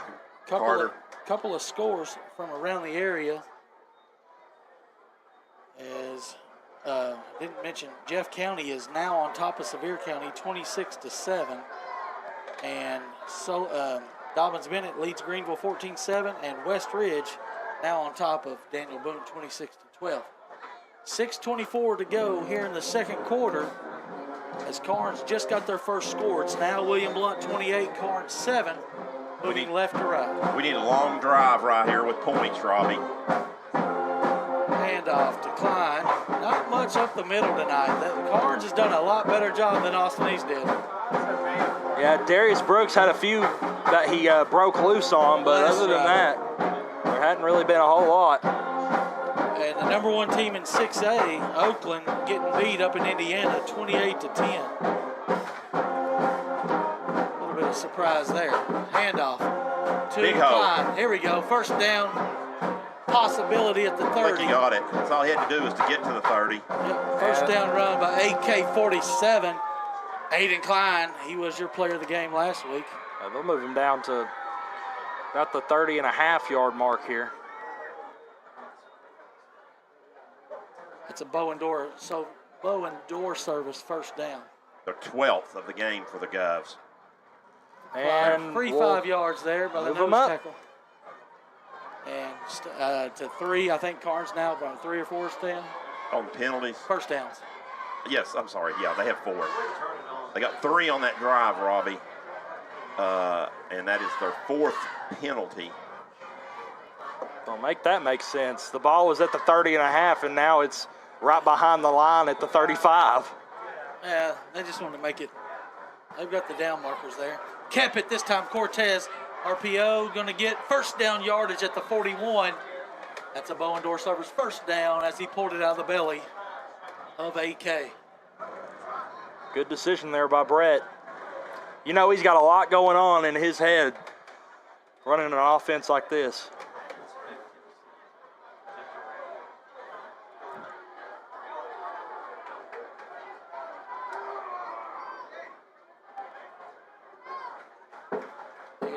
Handoff, Brooks, straight ahead, staying inside the pocket now, got inside Karns territory, down around the 45. DB, as you see the Heartland Roofing replay here, Darius takes it, following blockers, good blocking, stay in on top of the blocks, no penalties, as the Govs stay in ahead of the change, 1st and 10, bow and door service first down, 4:35 and counting into Karns territory. And for the second straight week, William Blount over 100 on the Cortez ground. keeps it. He's straight up the middle at the 30, 25, 20, 15. He's going to 10, take it 5, all the 4, way. 3, 2, 1. Touchdown, Brett Cortez. House call from 45. And after the score penalty on Brett, he pointed at somebody, tried to hand it to the DB that was chasing him, I think. So that'll be added on to the kickoff. You can't have that. That will be his first. He did some high stepping. He just split them. We got blocked off there. Either way, it's going to be a 15-yard penalty. As y'all saw it. On the kickoff. 34-7.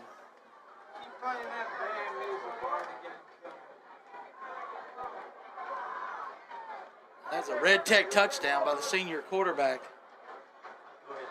I feel like I think Richard said something about saying we hadn't seen Brett run much tonight. He answered that call, didn't he? Yep. He must have heard him up here in the booth. I know one thing Robert Reeves is not going to be happy about is 5 penalties for 50 yards for the Governors. And that one from your senior leader, he is ticked off right now, I can tell you. especially after last week. We had one after a touchdown. I know it's good to see a little pep in the step again for the Governors. We haven't seen in a long time. But still, Coach Reeves will not be Well, what's happy that's with going to us. do, Robbie? 4 minutes to go. It's going to give them excellent field position. Kick is up and to the left. And good. 35-7. And, yep, so they'll get set for a kickoff. William will have to give Karns probably a good start on the next drive. We'll take a 60 second. Actually, we'll keep it here. Talk about some of these scores. A couple of weird ones for sure. That Bearden, Alcoa and Bearden, those are the two toughest teams in the state as far as schedule goes. Last week, Bearden had Knoxville West. Then they got Alcoa. They'll have Maryville shortly. They got Fair get on down the line. Bradley County, Cleveland. And Bearden leads 13-10 in the third quarter over Alcoa. Science Hill leads Anderson County 14-10. Bradley Central 40-7 over Tyner. Cleveland 18-10 over McMinn County. And Powell leads Farragut 14-7 at halftime. Maryville 31, Knoxville Central nothing in the fourth quarter. Walker Valley 26-0 over Polk County. Heritage and South Dole at halftime. Heritage trails 14-7. And that's Lenore City up 13-0 on Loudon. And we're set for the Anywhere Motors kickoff here at Karns High School. William Blount leading 35-7. Good kick this time right there. Will he get it? Turner gets it at the 20. And William Blount can get him here. If we can tackle on the edge, we can't. Got to seal it. Good return, though, but not about what you expected after the penalty. Yeah. If Dabrowski could have made that tackle around the 25, it would have been a great job of field position saving there after the penalty. That's probably the best kick I've seen Clemens at, or at least furthest. I mean, he booted that ball. Yeah, that would have been close to the end zone if it had been a kickoff. It had been right. 4 or 5 yards. Yeah, 4 or 5 yard line. So Karns will set up, the Beavers will set up on their side of the field at 44. Karns is trying to get this 2-for-1 because they definitely want to get some points and then they get the ball. Right. Start the second half. William Blount needs a stop. 2 receivers right. And a play action fake. Going to throw it out into the flats over the hand of Assel, but he tips it to himself. And getting some good yardage into William Blount territory for about 13 yards and a first down was the H-back. Yeah, he did a great job. Jaquil, awesome. Senior. Yeah, and Carson Paul's taken a lot of hits so far in this first half. He's putting his body on the line to try and get his guys down the field and get some points on the board. 5th first down for the Beavers. He'll take the shotgun snap. Belt high, rolling out to his right. There's a hold. They didn't call it on the end. 17's going to catch it and get another. I think it's going to be another first down. It is. Just too soft on the outside. Our DB's giving a lot of cushion. Simon Tutu. The H-back wrapped up on the end, our guy coming in.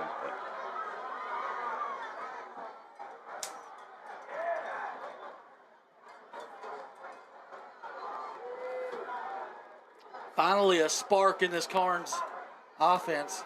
Didn't score last week against Hardin Valley. Didn't give up 21, only gave up 21. William Blount's in coverage there. Taco needs to turn around, and he does just in time to make a play on the receiver. That was a really good pass there. They gave him a chance.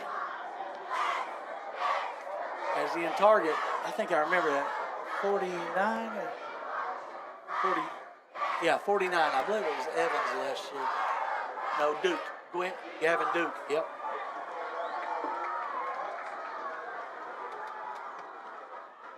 Second and 10 at the 33-yard line. 2 receivers right, 1 left.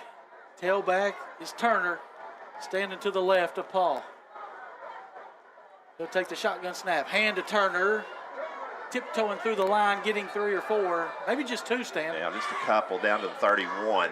Good tackling there by William Blount. And Karns, they got all 3 timeouts? I believe so. So they're going to William get that. Blount's got 1, I believe. Of course, they don't. If they're just trying to do the 2 for 1, Robbie, they don't want to leave a time left. So Right. But this is the big. These 2 plays right here are big Yeah. for that 2 for 1. 3rd down and 8 for the Beavers with 2:28 left here in the second quarter.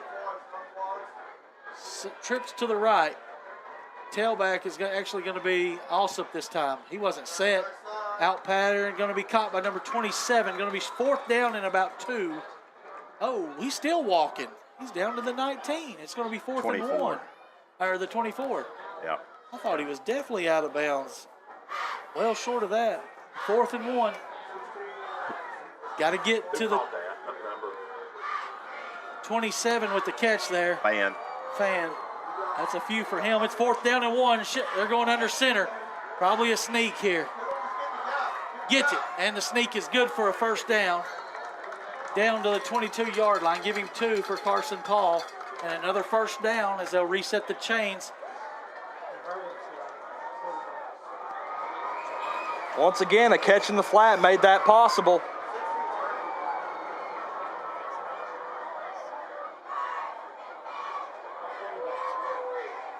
And next week we're going against a really good quarterback. Yeah. So, and Wesley Deck for Heritage.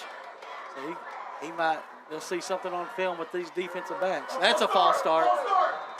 Number 68 moved out of the stance. And it'll be a 5-yard penalty and the clock will restart. Clock is now probably more in favor of William Blount.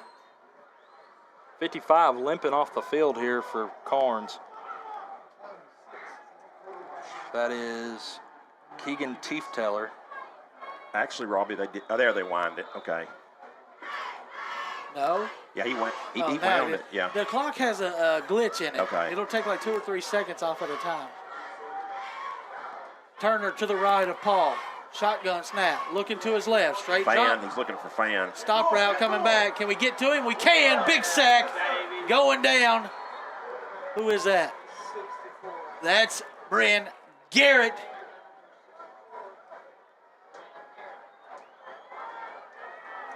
And that's a Red Tech sack. Yeah, and it looks like Carson Paul kind of slow to get up right there. Looks to be stumbling a little bit. I don't know if Are they? Did they use? They're still. Clock is still running. Now they're going to use Now the they call timeout. timeout. Their first one of the half. Brought to you by East Tennessee Insurers, your local independent insurance agency. 60-second break.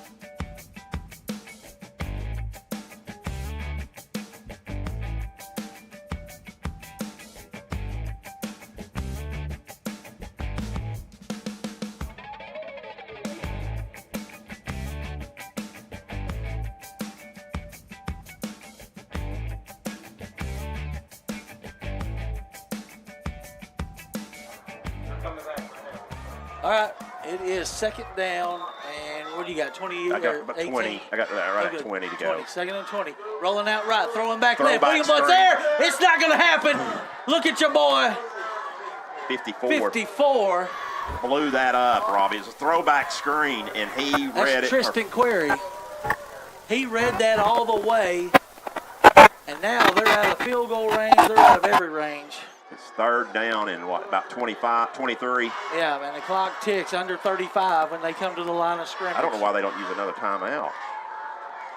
What you think? Because You at least want to try and get in the field goal Well, range. you got two but- plays. It's just third down. straight drop for Paul. Throwing it out to his right. Underthrown? No. Oh, Fourth down. Fourth down. One more play. in between two receivers right there, also in between two defenders, wasn't able to.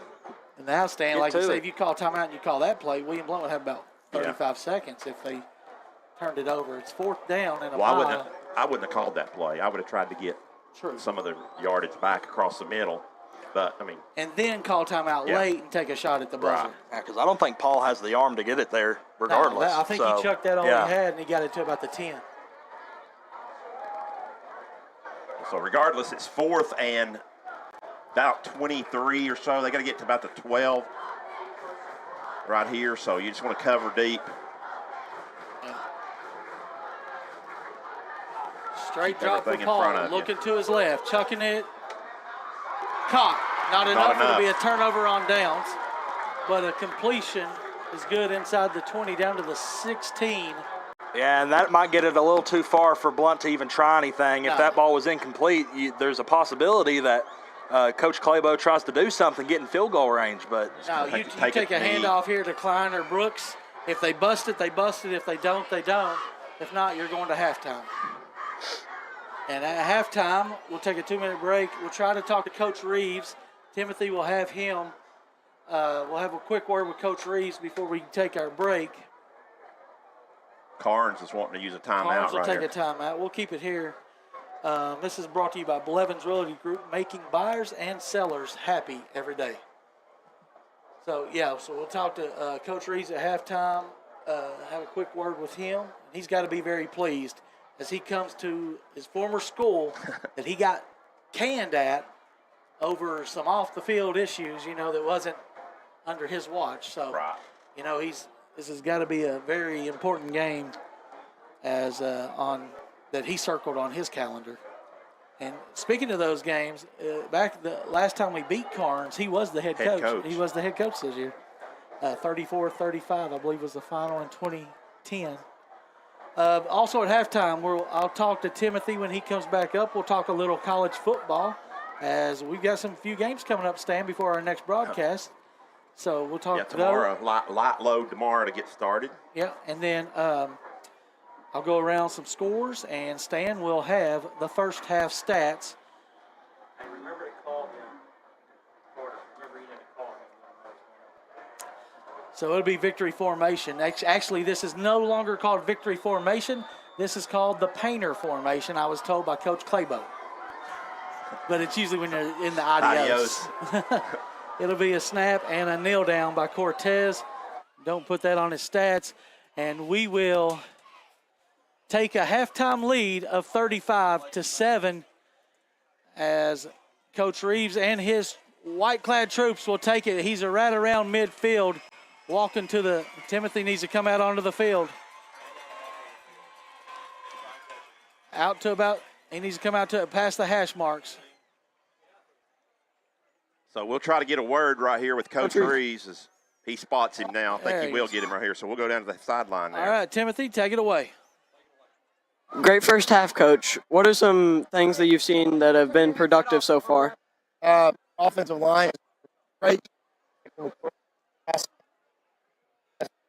Been successful right there. Block some of our plays we've been working on Hold all it week. up more. Well, defense great. Out of defense and our special teams have been amazing. We've kicked it where we want once, so that's been a big deal. What are some areas you think you need to? We got to run the ball even better in the second half. Punish them on the run game, and then defense. Just continue to watch for big plays. Thank you, Coach. Thank you, buddy. Appreciate you. All right, good job, Timothy and Coach Reeves. I'll tell you right there, that was brought to you by Tim Tipton, award-winning realtor at Realty Executives. Give him a call, 984-1111, or on his cell phone, 806-7255. That mic was kind of cutting out there as we're a little far away, but he was talking about needs to run the ball better second half, Stan. He did a great job, but he loved how the offensive line played, and the special teams has been superb so far. And with that, we'll take a 2-minute break and come back with Stats with Stan here from Karns High School. William Blount leading 35-7.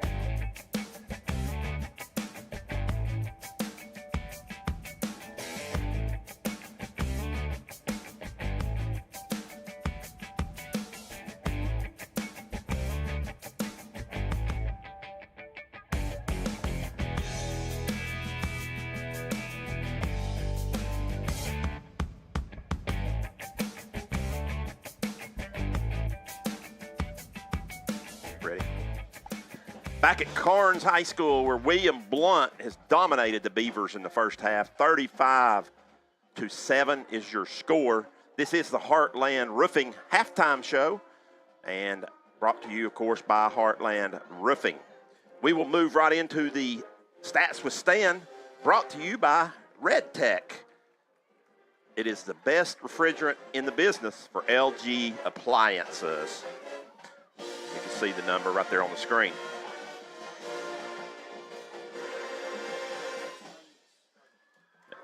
Yeah, we are having some little issues with Wi-Fi here, and just in the last few minutes, so the stream might be struggling a little bit. We'll be working on that, try to get that back going. So bear with us on that if that happens right there. Here's your scoring the first half. William Blount came out and punched the Beavers in the mouth with 21 first quarter points. Cortez got one on the first drive, capped off the 3-yard run. Clemens' kick was good, and it was 7-0 William Blount. Klein then on the second drive goes in from 2 yards out. Clemens' kick makes it 14-0 in favor of the Govs. Then Blount gets in on the passing game as Clark catches a 68-yard pass from Cortez, covered 68 yards, and Clemens kicks it through the uprights. At the end of the first quarter, it was Govs 21, Beavers 0. In the second quarter, William Blount adds another one as Jackson Dabrowski with a 27-yard touchdown from Cortez. That puts William Blount up 28-0.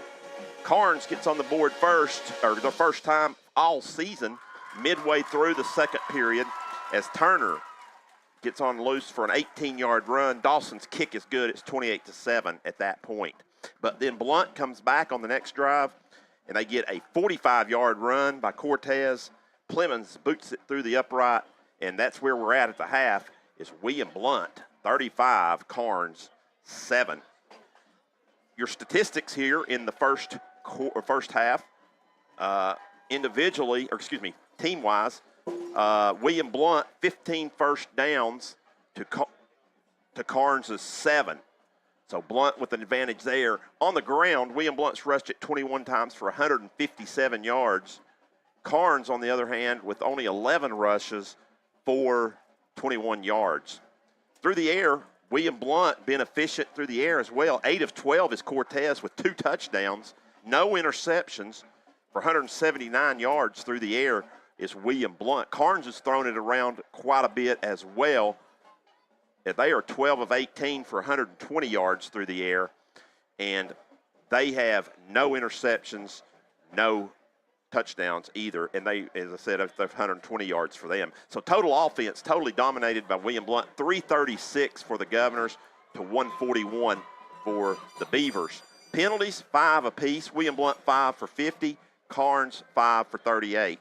No turnovers in the football game as neither team has turned the football over. And then on the punting, William Blount punted 1 time for right at 40 yards, and Karns has punted 3 times for a 38-yard average. Individually, for the Governors, on the ground, it's been Darius Brooks with 8 carries for 80 yards. Cortez has 7 carries for 63 yards, and Klein with 6 carries for 14 yards. Through the air, I gave those statistics, 8 of 12 for Cortez, 2 touchdowns, 179 yards. Receiving, Jackson Dabrowski, 3 catches for 72 yards and a touchdown. Clark, 2 catches, 73 yards and a touchdown. And then also Gavin Dabrowski, 1 catch for 12 yards. Stewart, a catch for 22. And Klein, 1 catch for 0 yards. For Karns on the their side of the ball, not a lot on the ground. Turner has all the rushing statistics, actually has 25. Rest of the team is negative on the ground. Through the air, Carson has been, as I said, 12 of 18 for 120. And receiving for the Beavers through the air, Turner has 3 catches for 32 yards. Fan, 3 catches for 15 yards. Also a catch for 13 yards. Lockhart, Also a catch for, excuse me, not Lockhart, Eldridge. Eldridge with a big catch as well for 30 yards in there. Also, Tutu has a couple of catches for 15 yards. And that's one more I missed there. I think it was Huckleby. Yeah, Huckleby has a catch for 5 yards. And then the first catch, Helton had one for 12 yards. Again, that is 12 catches. So Carson has thrown it all over the park and a lot of short stuff, although the big catch was with Eldridge with 30 right there for the Beavers. Once again, your halftime score is Governors 35, Karns 7. We'll take another 2-minute break, and then we should be back here on the Heartland Roofing halftime show.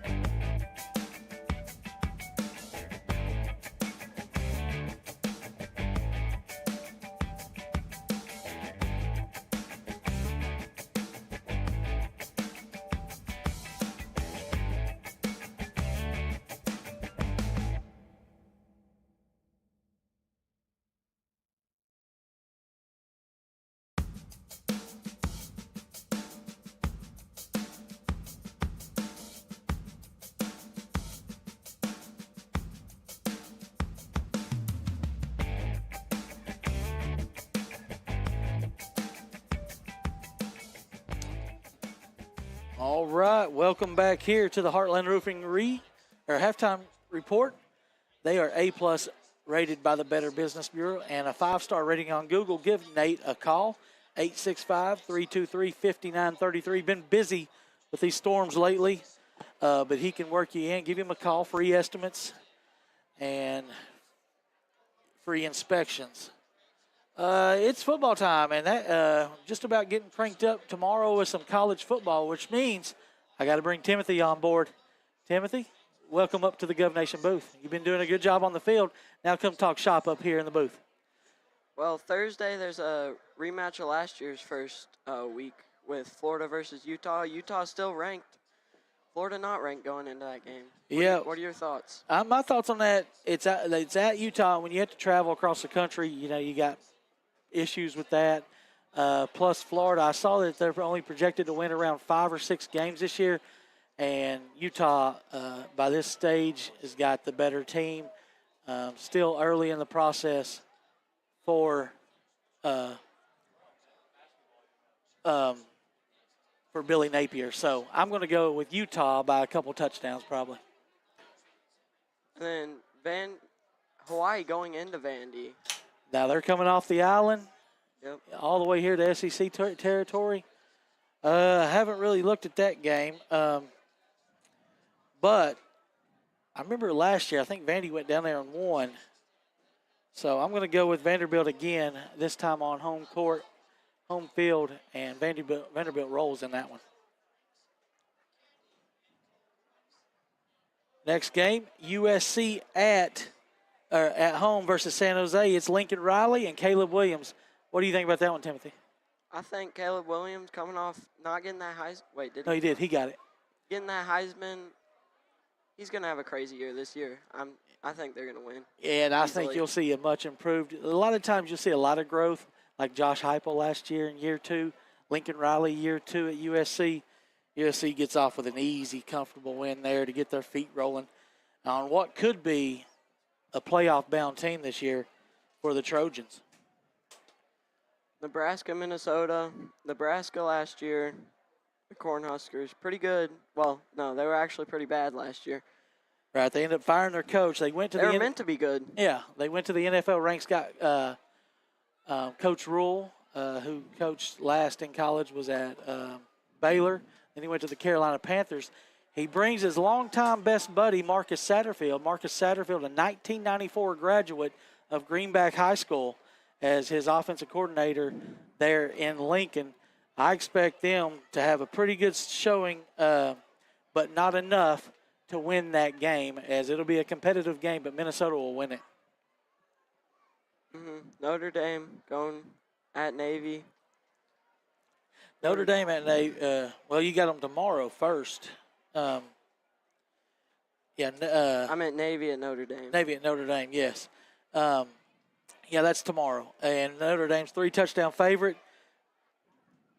Didn't they get upset last year by Charlotte early in the year? So Yeah. a lot of times they might just start a little slow, and I expect the same thing. Notre Dame will win, but I think it'll be closer than the 3 touchdowns. You got Mizzou at South Dakota. Mizzou for sure. Yeah, SEC. And then UConn, NC State. NC State should be pretty good this year. So, all right, that's going to wrap it up for this segment. Timothy, thank you. As always, next week we'll start our pick segments, and you'll have those on the slideshow ready for us to go again next week, as we'll be on the road at Heritage. Let's take another 2-minute break, come back with more here, and we'll talk about some scores.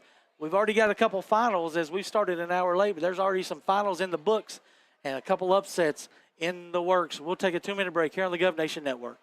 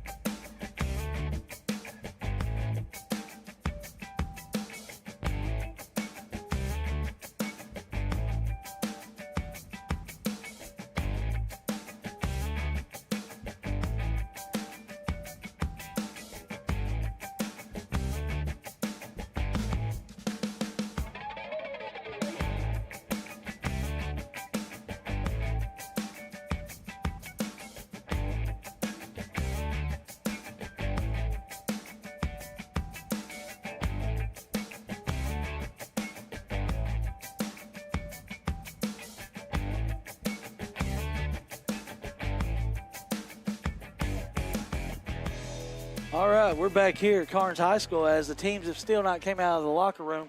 So they'll come out in about a minute, and then they'll have about 3 more minutes to get warmed up and loosen up. Stan, we have some finals. Since we're starting an hour late with some of these breaks, we've already got some finals from around the area. Give me what you got. I've got Maryville rolling big over Central, 52-6. Of course, Mercy rule probably got into effect there. Made that one go pretty quickly. Bradley Central with another big win over Tyner, 40-7. Westridge, Robbie, comes back and defeats Daniel Boone, 26-18. I think they trailed. Yeah, they were down 12-10, I think. And the only other final I have on here is Crockett getting a win tonight over Cherokee, 28-13. A 6A Power, Oakland, the defending state champion, loses in Indiana tonight. Games in the fourth quarter right now. Bearden still holds on to a 13-10 lead over Alcoa. That will be a pretty good upset. Like we talked to Bearden, they said that they were on the verge of making a run in that, trying to be competitive with Maryville this year in that region. But definitely a little bit of a shocker. Another little bit of a shocker is 5A Powell at Farragut leading 21-14. And then the other shocker, which they are the bigger school, was Lenoir City. Lenoir City beating Loudon 13-7, I believe, at the Battle for the Bridge. 13-7, Battle of the Bridge in the fourth quarter.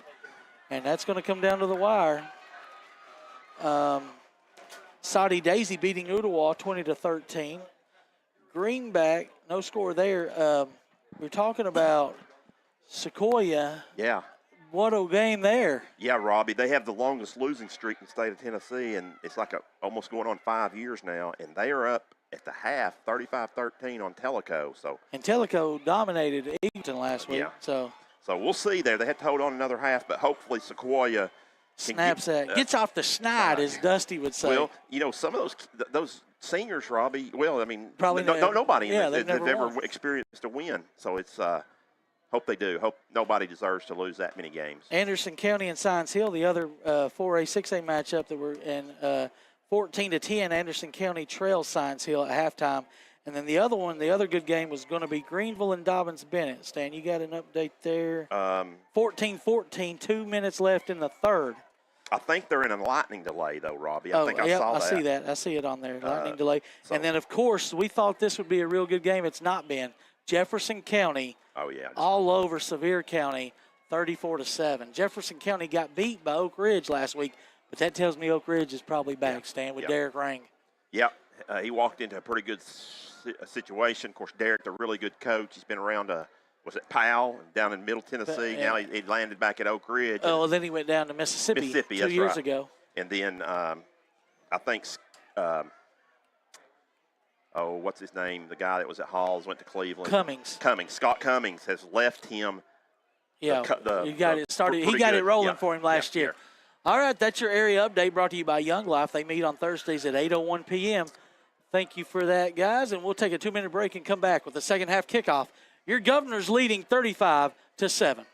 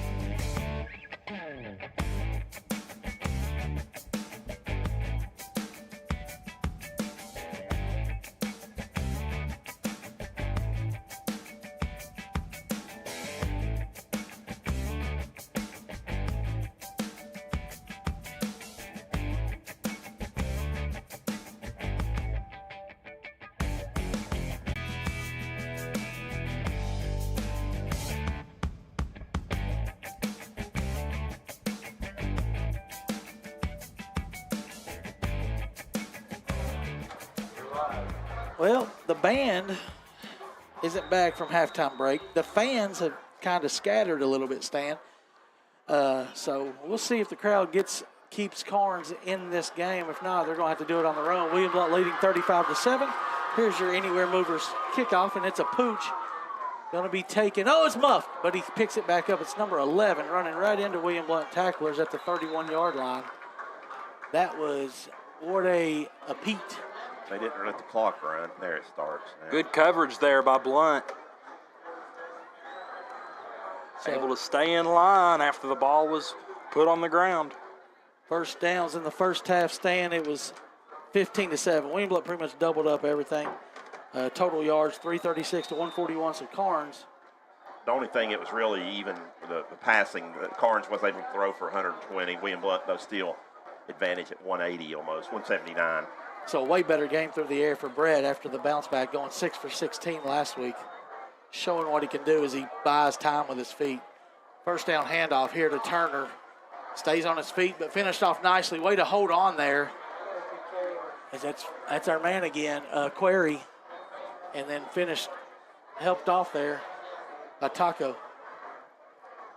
So picking up 2 there was Turner. Who leads Karns with 27 yards on the ground. And, of course, the 18-yard touchdown run for Turner. So that's, other than that, they've not had a lot of run, Robbie. Also is the tailback. Number 4 stands to the right of Carson. He's going to flip it. Blow! Why did we not hit him harder than that? Now, they got him down still. It almost went too soft there, didn't we? Yeah. Stan, you remember the game? That was Eggleton with the tackle. You remember, with the sack, that's a red tech sack. You remember the game, the Titans versus the Giants, I believe, whenever they had Vince Young in the grasp. You better take the quarterback down. Because I was thinking Carson Paul was going to spin out of that one, but way to finish it off there by Eggleton. So a loss of about 5 all the way back to about the 34-yard line. So we bring up third down and long, about 13 to go for the Beavers. Pressure coming, rolling to his right. Steps up, gets rid of it, and it's going to be caught for a first down. Oh, right at the sticks. Wow. That is way too much cushion. Yeah. Helton on the catch. He needed 15 and got maybe 15 and a half. And that's a first down on the first possession for the Beavers.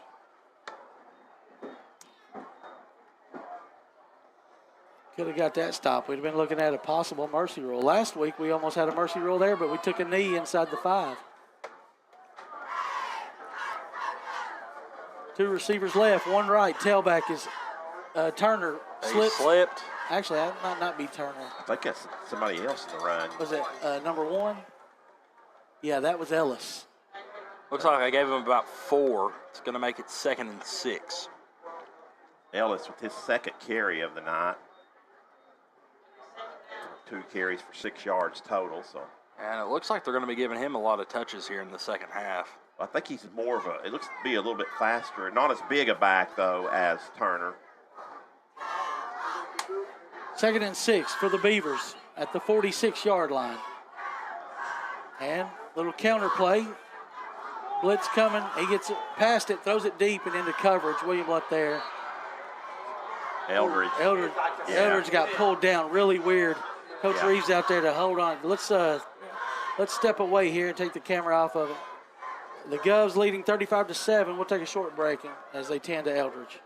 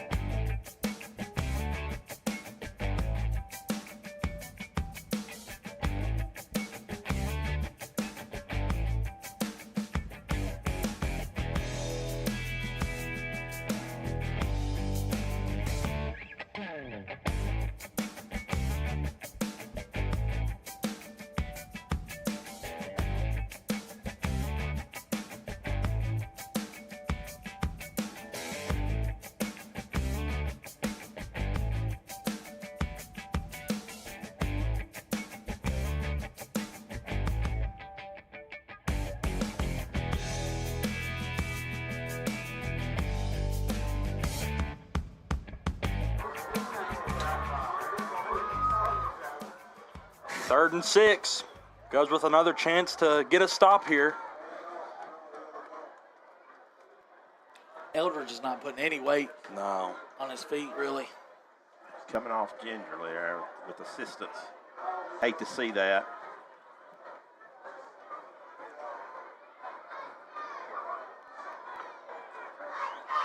Second game of the season. Of course, we don't know. Alcoa takes the lead with 1:30 to go on Bearden, 17-13. Same that West did to Bearden last week. Here's a jet sweep handoff to number 49, Dukes, but his knee's down at the 45. Yeah, well played there by William Blount. Even if he was able to stay on his feet, I don't think he's getting much. He's hurt. He's hurt too. He's hurt too, Robbie. It could be a cramp in the right calf. So they're going to give him about 30 yards on that. No, he's going to lose. No. What down? What? It's 3rd and 7 now. I think they lost. Or 4th and 7. Yeah. It was 3rd and 4. I think they lost 3. No, they lost 1. It was 3rd and 6. Oh, You're 3rd right. and 6. You're right. Yeah. 9-10 left. Punter into the game. Spiraling kick taken. Randy Reed muffed another one, but he's on top of it. Got to get better at that. That's not acceptable. It's hard as a punt returner. After you miss one, you kind of get the yips a little bit. It's hard to catch that second one. He's a really sure-handed kid, so he knows better than that. But good job of getting on top of it and securing the possession. 9:01 left in the 3rd quarter. William Blount, Brett Cortez brings his troops out. 3 receivers to the left. To his left stands AK-47, Aiden Klein. Cortez takes it. Play action. Looks to his left. He'll throw across. It's deflected. Ball's deflected. I think that's a good thing because it looked like there was 3 guys on Dabrowski. Was he throwing it there or was he throwing it out in the flats? I felt a breeze, guys. Did y'all feel Yeah, that I breeze? did. They got a breeze come through. Kind of shocked me for a second there. You need to look at the flag down there. It's kind Nice. We need this out pass flipped out there to, can't First see it. down. I think it's Clark. It is Clark. It's Clark. Garrett, G-Money, getting big first down yardage. That's a Blount partnership where careers and education come together. 22 on the catch. Up to the 35-yard line. William Blount moving quickly. He'll take it.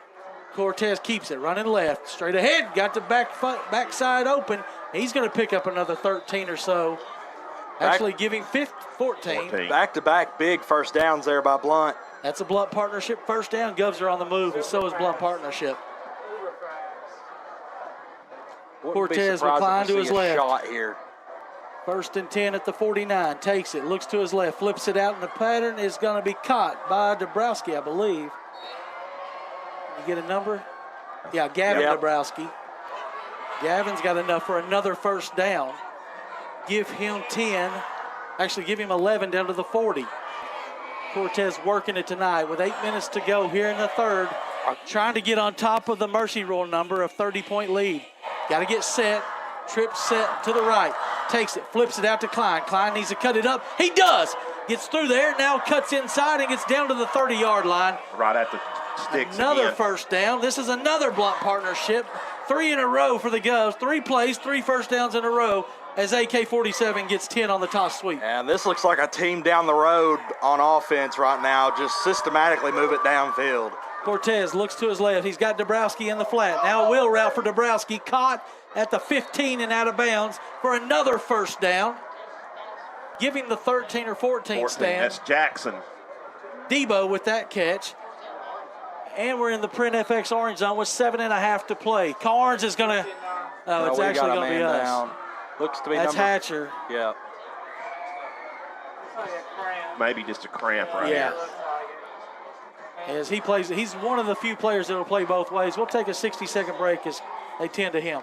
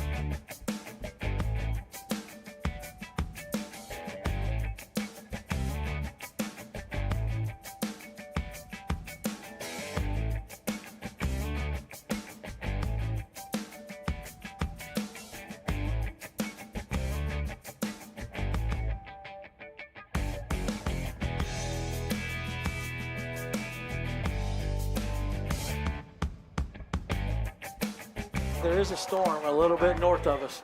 1st and 10 for Cortez. He'll take it. He'll hand to Klein. Klein stood up there for no gain. Not much there. So that's the first play in the last 4 first downs where we haven't gotten the first down. It's been four plays in a row. That's impressive, ain't it, Carter? Yeah.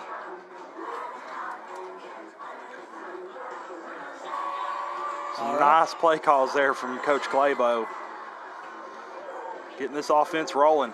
Cortez is going to see something and point to Flores to his right guard, right tackle. He'll take the shotgun snap, straight drop, looking to his right, flushed out of the pocket, spins back left. Can he get somebody to work towards the ball? He flips it. Oh, that's bad. Oh, man. He cannot do that. He cannot Just do underthrew that. him. That's the same thing he did last week. He believes, and guys, we just know this. Brett's got such a good arm. He believes he can make every throw, and that one's just tough to do. Sometimes you just got to bite the bullet there and throw it into the ground at somebody's feet. He had a guy open in the back of the end zone, he had but Clark back there in the back. But he just couldn't get it there. rolling to the opposite side of your throwing arm, it's going to be hard for a guy in college to make that throw. Coach Claiborne not happy. Same thing 2 weeks in a row. You're going to win. If you're going to be a playoff team, you can't have those type of turnover of mistakes. the game. And this team looks like a playoff team. Handoff to Turner, spinning out of a tackle, getting positive yardage around the 20. Yeah, it looks like they're going to give him 2 or 3 here. Looks to be probably about 2. But that same type of throw is what got us a 68-yard touchdown earlier. So and then another touchdown over here on the other side. He almost reminds you of another Brett that played in the NFL. Yeah, that wears number 4. Yeah. Yep. It's kind of a gunslinger, isn't he? Wouldn't trade him, though. No. Handoff straight ahead. Turner bouncing it out. Might have been a hold right there. Not much, though. It don't matter. He's gang tackled there for not have been 1 or 2. I think he just got it. Yeah, looks like they're going to 21. Yeah.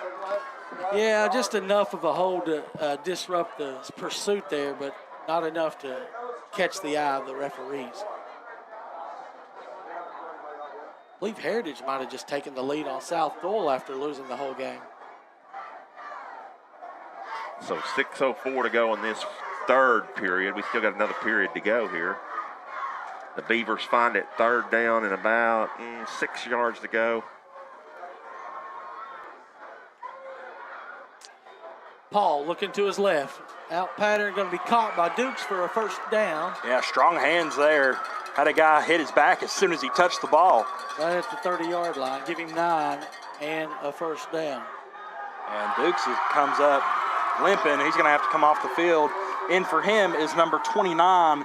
That is Deshaun Huckleby.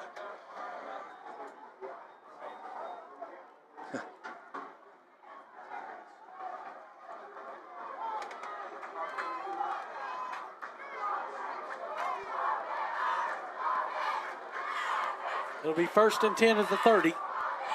Paul sets his troop. 2 receivers right. Handoff up the middle. Turner staying on his feet, getting good yardage up to the 35. Give him the 36. That looks to be about a 6-yard gain.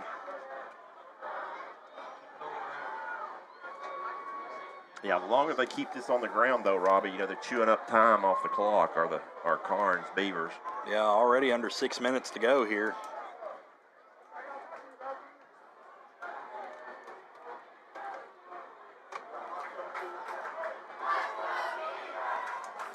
Second down and 4. 4:54 counting in the third. Handoff. Turner almost tackled from behind, but he's going to be just about at the Well, he first made down second marker. effort, got it. Yeah. Second effort definitely got it. A yard past it.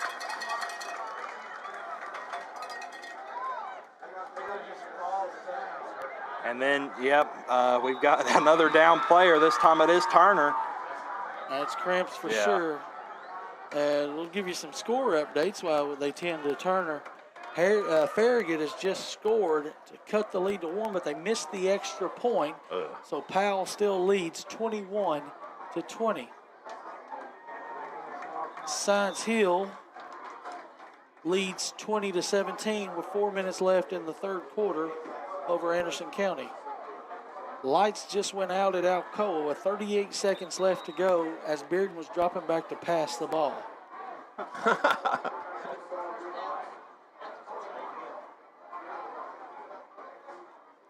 That's what you call home cooking. We already mentioned Maryville beats Knoxville Central 52-6, and Heritage and South Doyle in a battle. We'll get that score shortly. It's 1st and 10 for the Beavers. 4:29 in counting. Play action, rolling to his right. Pressure there. Avoids it. Steps up, throws it. Good D Good right D. there. I think that's Witherspoon again. Wow, really good defense there. Is it? No, it's 15, not 35.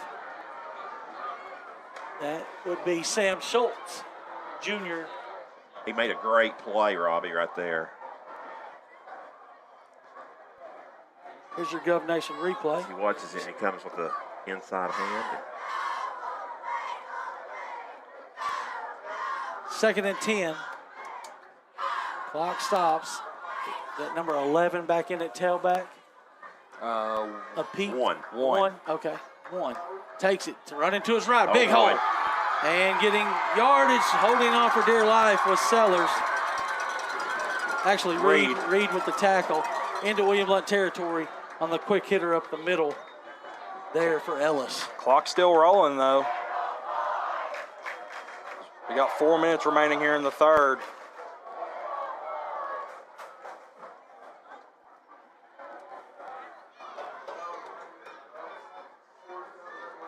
William Blount on a drive until the interception, so chance for Karns to chip at this lead.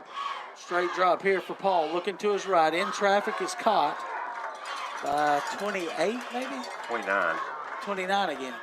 No, maybe it is 28. No, it's 29. You're right. Same number. That's Huckleby. He don't want to come out. He's cramping up. It's 2nd down and 4. Maybe 4. We'll call it 3.5.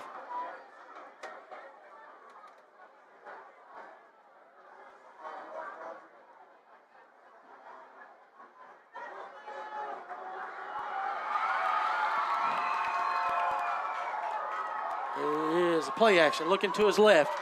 Nice catch. Nice first down there for Karns. No. And Oh, Fan. yeah, Fan, yeah. First down. Fan wants out after that hit. He's Yeah, hurt. he's going straight down. So they've been taught well to do this. So we'll take a short break here. Oh, here's the instant replay before we go to break.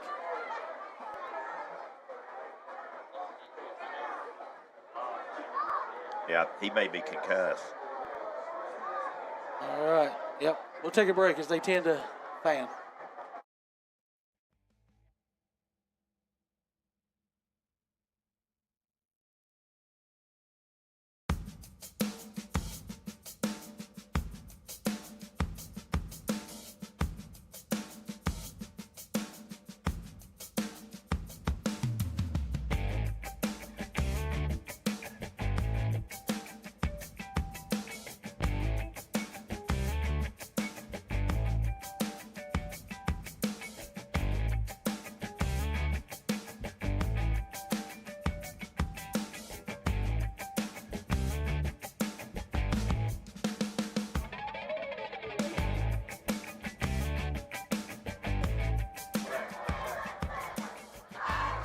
First down for Karns. About 3 minutes left here in the third quarter.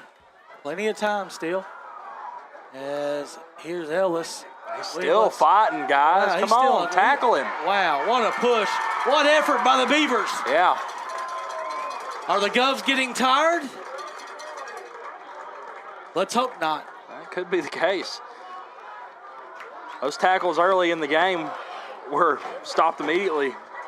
Karns now churning their legs and fighting for extra yards, not something we saw earlier in the game.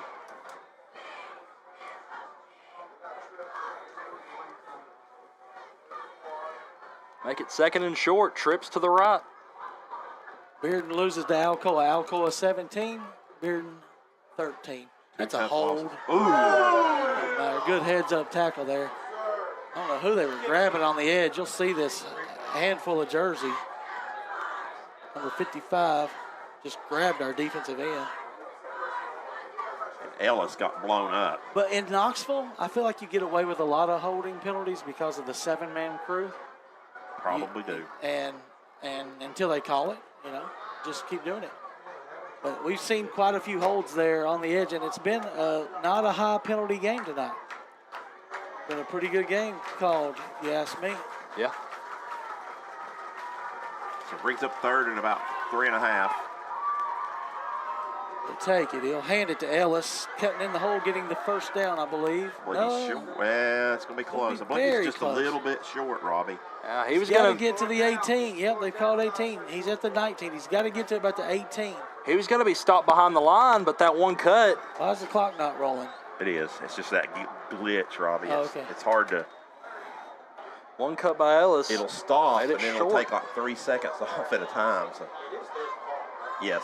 Here comes the quarterback sneak or power handoff up to the fullback. And he got it. Just ran off to the right. He's still rolling. Down to the 15.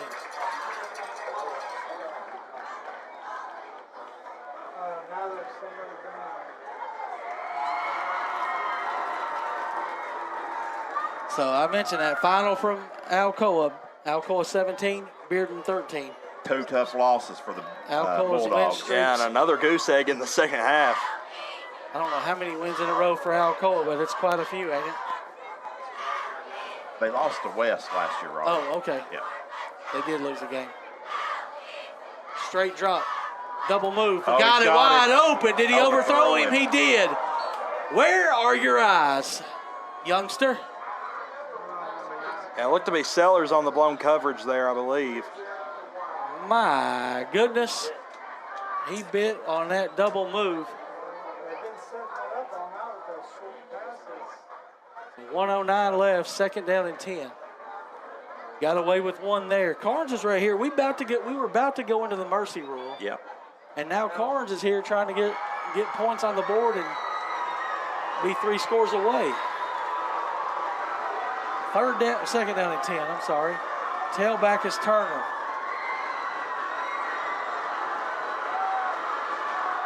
Takes it, hands to Turner, running left. Can he get to the edge? He can, and still on his feet. Stiff arm and still on his feet. Down to the 2-yard line. What a run. The Govs look tired, guys. Yeah, defensively, it does look like it's taking a toll on them. Turner just cramped up again. Turner just manhandled the William Blount defenders. Well, that's what happens when you've got 6 foot 185 in the backfield, guys. He's taking a toll on our defense, that's for sure, especially on the outside, consistently running them out there like that. That is a cramp. So there was no break this quarter, so the temperature's definitely dropped. We're just a little gassed. That's all you can say. We'll take a little break here. We'll come back.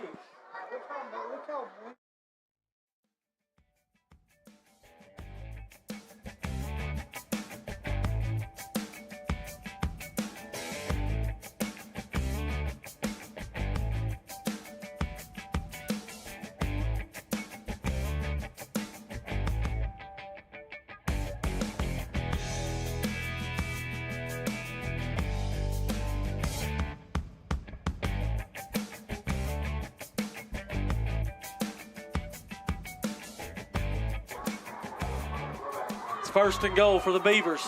New tailback is Ellis. Take it, hand to Ellis, walks into the end zone. 35-13. Less than a minute to go here in the third. That's the only good news. Karns has the momentum as William Blount throws an interception in the end zone. Third one in 2 weeks. And now the Beavers cash it in on the other end.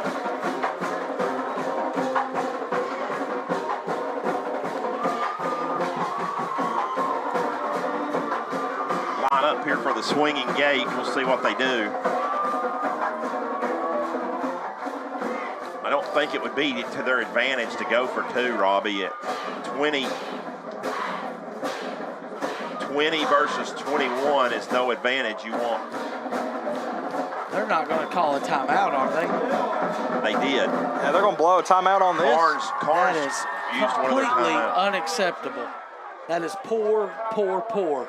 This timeout brought to you by Circulation Station, relieving pain with technology. Get 3 free treatments when you tell them you listen to the broadcast on Truth Radio. Yeah, that is bad, Matt. Because here's the thing, Rob. That tells you they may be probably going to go for it. But right. You don't waste a timeout. Yeah. Just if you're just take the 5-yard penalty and kick the extra point. So now you've got to go for the 2-point conversion. But what is 20? I mean, that's what I say. 20. It doesn't do a thing. It gets you to 20, but down the 19 stretch is where you want to get to. It's 19. Right. But if you keep doing 2-point conversions, it could eventually happen. He'll bring the offense out to the. Oh no, he's bringing the kicker out.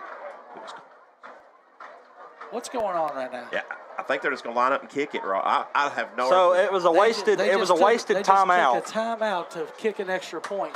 Wasted timeout when you're down 21. And we'll see. That could be big, like Robbie, if like William Blount doesn't move the turn ball over here. We muff this kick. Dawson on for the extra point now. High snap. Oh, brother. Yeah. This is unbelievable. That is what you are going to have to deal with for the Beavers right now. We'll take a break as the point extra is blocked by the Cubs, 35-13.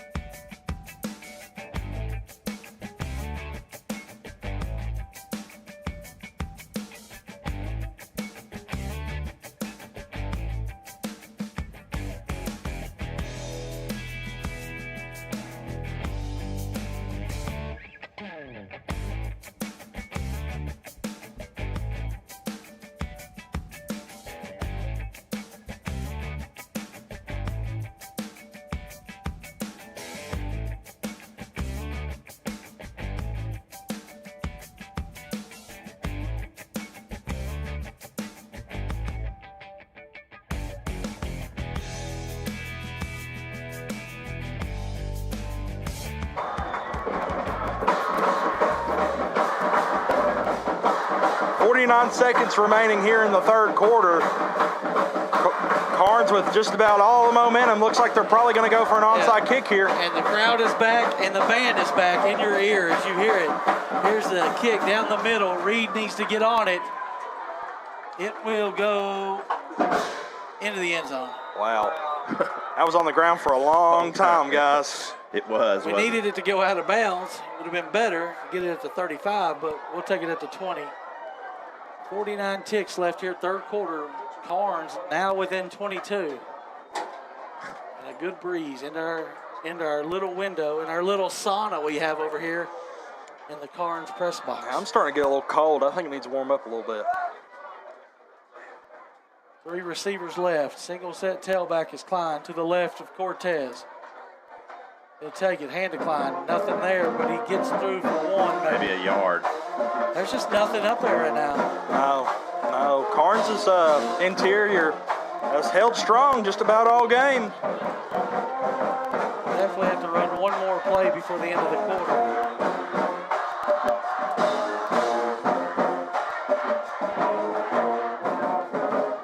Same formation, just flip it to the right. Cortez, keeps it. He's going to chunk it. Rolling to his left now. Wow, what a play. He's going to get what he can, and it'll be back to the 21-yard line. Have to run another play now. Yeah, and an incomplete pass here. Karns will get the ball, and we'll still be in the third quarter. Actually lost a yard there. Yeah, lost a yard back to the 20. Got to get to the 30. It's third down and 10.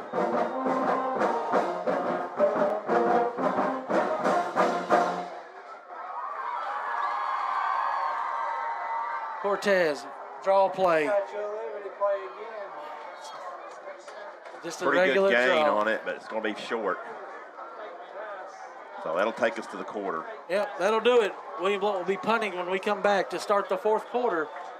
Your score, William Blount 35, Karns 13, 60-second break.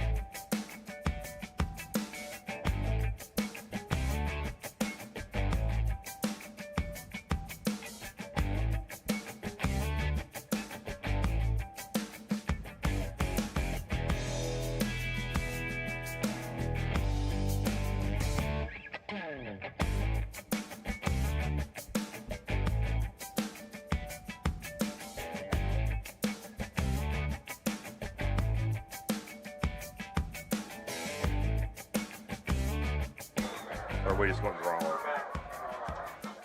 William Blount's going to try to draw Karns and then probably call a timeout. They will. They didn't have enough time at the end of the quarter to do that. No. So I guess I don't think I would have done that. I don't know if I'd have wasted my time out there. But This one brought to you by Bonner Burger, home of the 2 for $9 quarter pounders with cheese. A couple shout outs here. Broadway Barber Johnny Morgan still out. Got the game on at the shop tonight. Stop in there tomorrow. It'll start at 7 a.m. You need a fresh cut. I took one of my foreign exchange students today down there. Johnny took care of him, cleaned him up nicely. And shout out to Scott Wilson, the pro at GM, Green Meadow Golf Course. Yeah, I got a big tournament going on over there right now, member guest. They've had to rent carts out. That's what I'll be dealing with in the morning. That's a fun, member guests are great tournaments. All right, 4th down and 3. Cortez kicks it high. There's nobody back for Karns. Oh, no. Now it don't matter because the ball took a 10-yard bounce towards the Karns end zone. That's back-to-back 3 and outs. No, I'm sorry. That was a 3 and out after the interception on the last drive. Nobody's over there. So 1 second came off the clock. that doesn't seem right. I know. 34 on the kick. Should have gone from the Tommy kick. Hawk, book.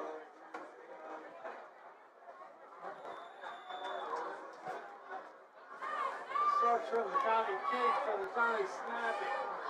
Nobody touches it. Really starting to feel momentum shift here in the favor of the Karns Beavers.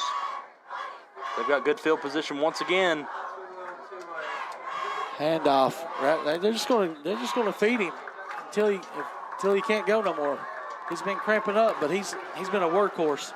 He had 27 yards at halftime. 25 at halftime. Now he's got 60. He's got 35 in the second half.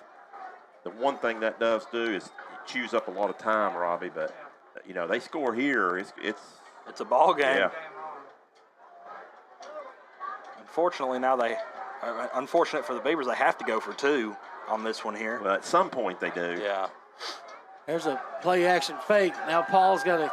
Oh Wow, big Had him hole. in the Paul back. off and running into William Blount territory down to the 37-yard line.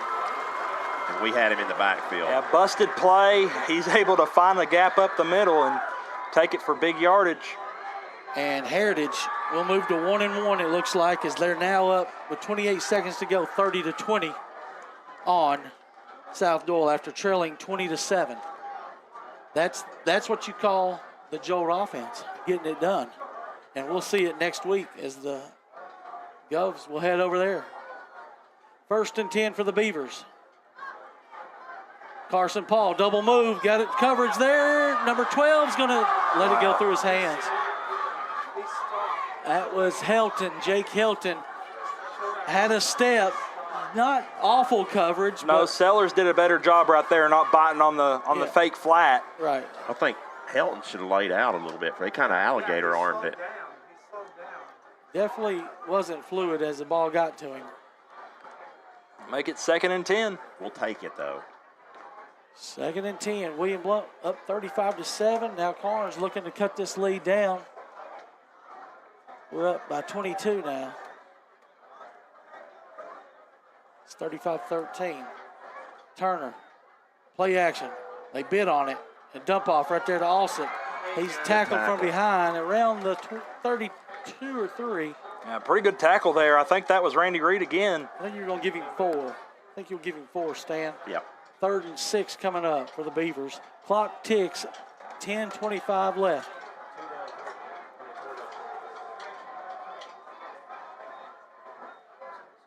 Karns used a timeout on their failed extra point. William Blount called a timeout coming out of a quarter timeout. So both teams have 2 timeouts left. Trips to the left, single tip receiver over. Here's Duke. He's going for a double move, but Paul's going to get sacked. Wow. Oh, interference. Man. They're going to get us for interference. Yeah. The ball's not catchable, but that's not a rule in high school. It could be. Is it a taunting or? Well, I don't know if it. I think they called pass interference. I think so. Or it could be PI on the. It's very late. It could be PI on. But the quarterback was sacked. I don't know if we showed the replay. He was being grabbed. I don't know if we deflected it. And that's what they're talking about. Was the ball deflected? They might pick it up. No, they're not picking it up. No, they're giving something. Wow. Holding defense. 10-yard penalty, and that's enough for a first down.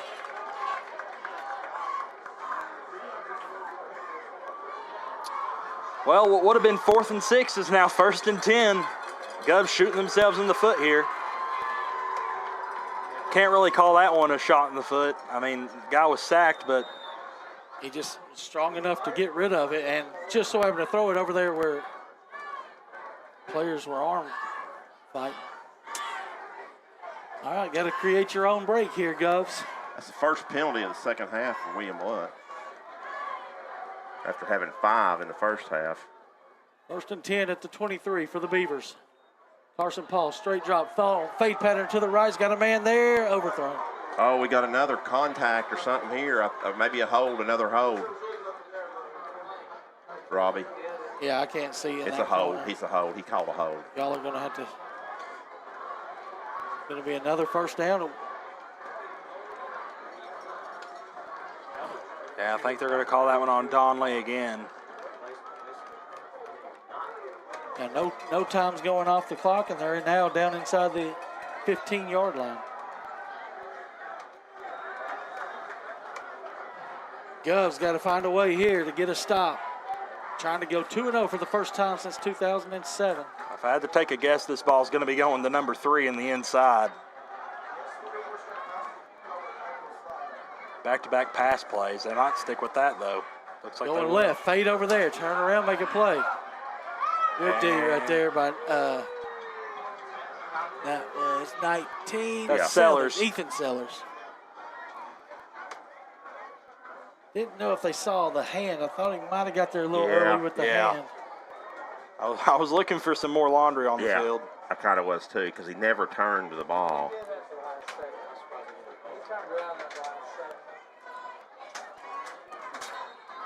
Yeah, you are allowed to face guard in high school. Yeah, but you can't make contact. You just can't make contact.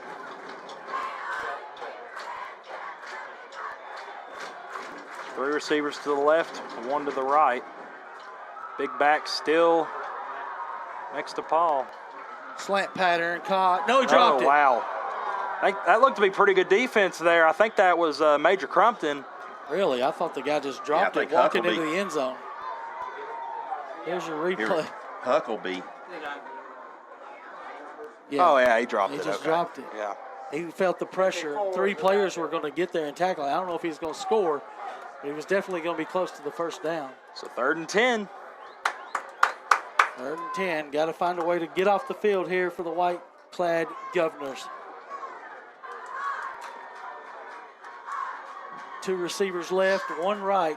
H back in is also tailback standing to the right of Paul. Now moving forward is Turner. It's a handoff to Turner, but this time the Govs are there. There we go. And it'll bring up a 4th down and 10. Here's your Heartland Roofing replay. Interior penetration. First man there. 76. Still trying to get these new numbers for the kids is Xander Monroe. Govs got to dig deep here.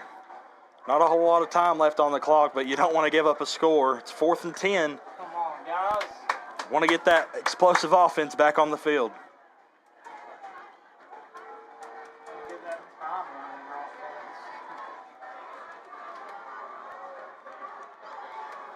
Carson Paul brings his troops to the line. It's 4th down. Straight drop, rolling to the left. Now steps up in the pocket. Gets rid of it. Corner route. Intercepted, I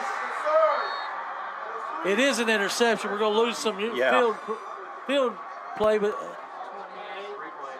here's your instant replay. Govs get the stop they needed. I believe that's Jackson Jones. Is that right? 28? That's on the far side. I didn't see the number. I believe it was Jackson Jones getting the turnover that the Govs much needed and giving some relief to the crowd. Offense backed way up here inside their own 5. Looks to be at the 4-yard line. Take it. Cortez rolling to his left. Will straight quarterback keeper. Gets wide, gets out past the 10 and there around the 12 or 11 where he gets knocked out of bounds. That's a good way to get some yardage. But one bad thing. Yeah, Went out of bounds. You'll take the 7 yards, I think, on that.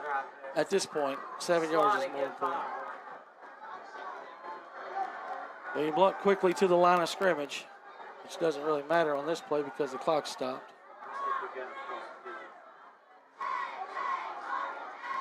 Cortez takes it, hands it to Brooks, cutting in the hole, tackle for a loss. Maybe a loss, a Might couple. have lost one. One back to the 11, so it brings up a big 3rd down here for William Blount. 3rd and about 4. They got to get right at the 15, so we'll see what Chad Claybo's got in his arsenal right here for this 3rd down, big 3rd down play. Close trips over here to the right side. Looks like they're going to try and get him to jump, but nothing there. Under 8 minutes here as Cortez is about to take the snap. He'll take it, pass it to Brooks to the right. Brooks going to be Nothing. tackled. Blown No up from the chance. start. No chance. Not good. We're going to put Yep, anything can happen here as you're punting, standing on the goal line. Actually, you'll be a couple yards deep around the letters of the Beavers. Karns has called timeout, their 2nd one of the half. This one brought to you by Trinity Chiropractor, where you get your life forces open with Dr. Evan Butcher. 60-second break.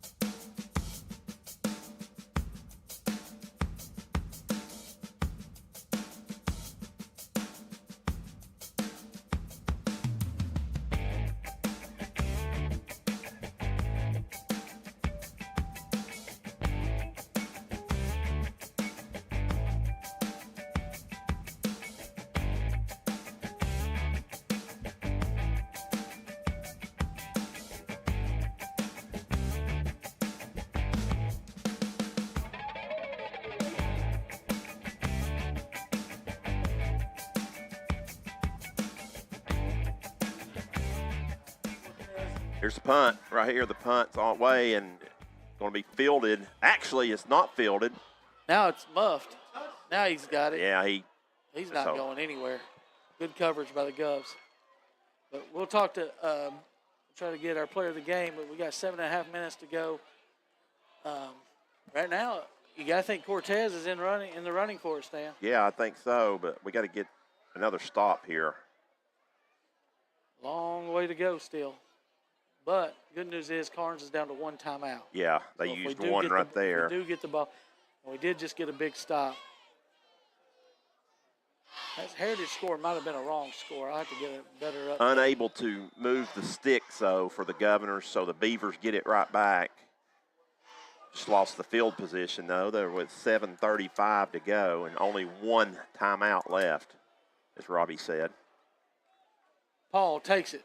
Rolling to his right. It's got dump off there. In the middle of the field is 29. Going to get close to the first down. It is enough, yep. Give him inside the 35.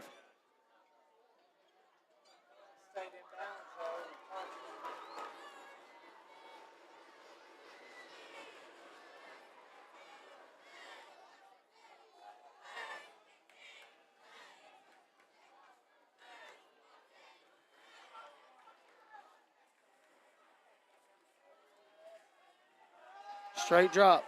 Going deep. Two guys there. William went to the wrong guy. And it's going to be touchdown. Touchdown for the Beavers. 34-yard touchdown. Pitch and catch to number 20, Levi Williams.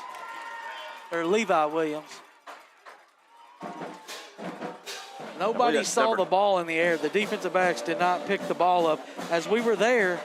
But then when he turned, he didn't see the ball in the air. And it's thrown to that guy. I think it's 10, Robbie. 10, not 20. 10 is going to be Ellsbury. And now they'll cut this lead down to 15 if they can convert this extra point. High snap, but he gets it down and away, and it's good. 35-20, don't go anywhere. William Blount leads by 15, but Karns has got all the momentum.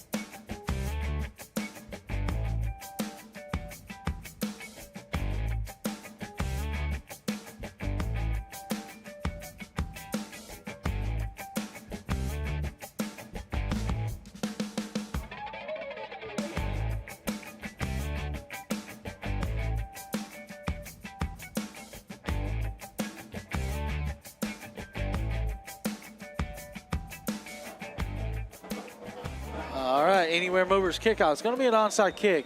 The momentum has absolutely shifted to Karns after the interception in the end zone. We have nobody deep. I think you have to, Stan. I think you have to onside kick it.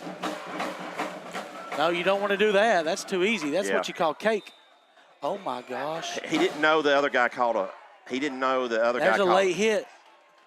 They're going to get a 15-yard penalty on Karns for hitting him. Right. But Taco, knee was not down and took off running. But somebody else called the fair catch. Doesn't matter. That player thought it could have been a live ball. Right. So. Yeah, he took off running, and that's what. That's why the guy hit him. So they're going to give a 15-yard penalty here. No, I think they're going to pick it up. How can you pick up that?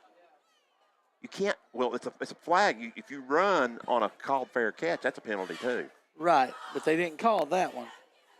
They threw it in after the play.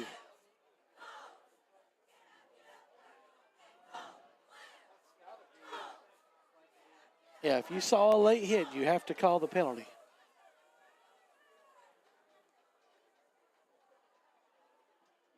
Dead ball. Personal foul. Late hit on the Beavers. So they'll mark it off 15 yards from the end of the kick. 37. I think it's around the 30. No, it's a 32, I guess. So up to the 47.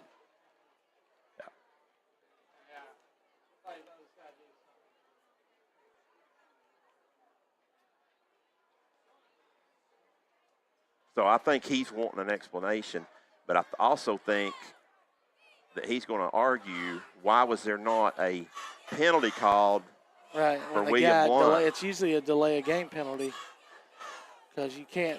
Taco, he didn't know that No. Reed called the fair catch. But I don't think that matters in far as the penalty is concerned. Looks like William Blount's going to spread them out on this drive. Try to pick up probably 3 or 4 first downs. This game should be close to being on ice. By then, you'll be down inside the orange zone.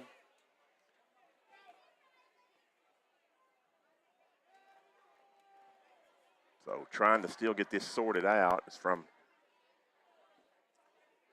Now they got the explanation. Probably not the one they wanted. Probably not the one they wanted, no.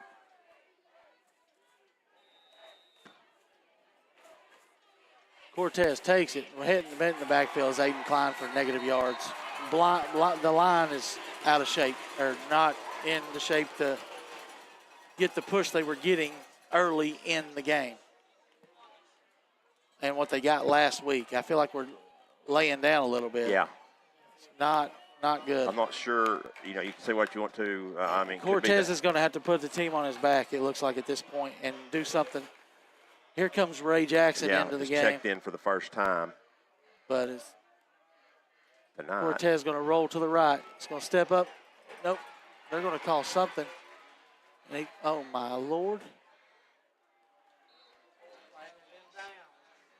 Threw a ball that was dangerously across his body again, but there's a penalty. It's going to be a hold. On Slusher, I believe. So they'll probably decline it or maybe accept it. I'd probably accept it with the clock stopped. Yeah, it'd be second and 23.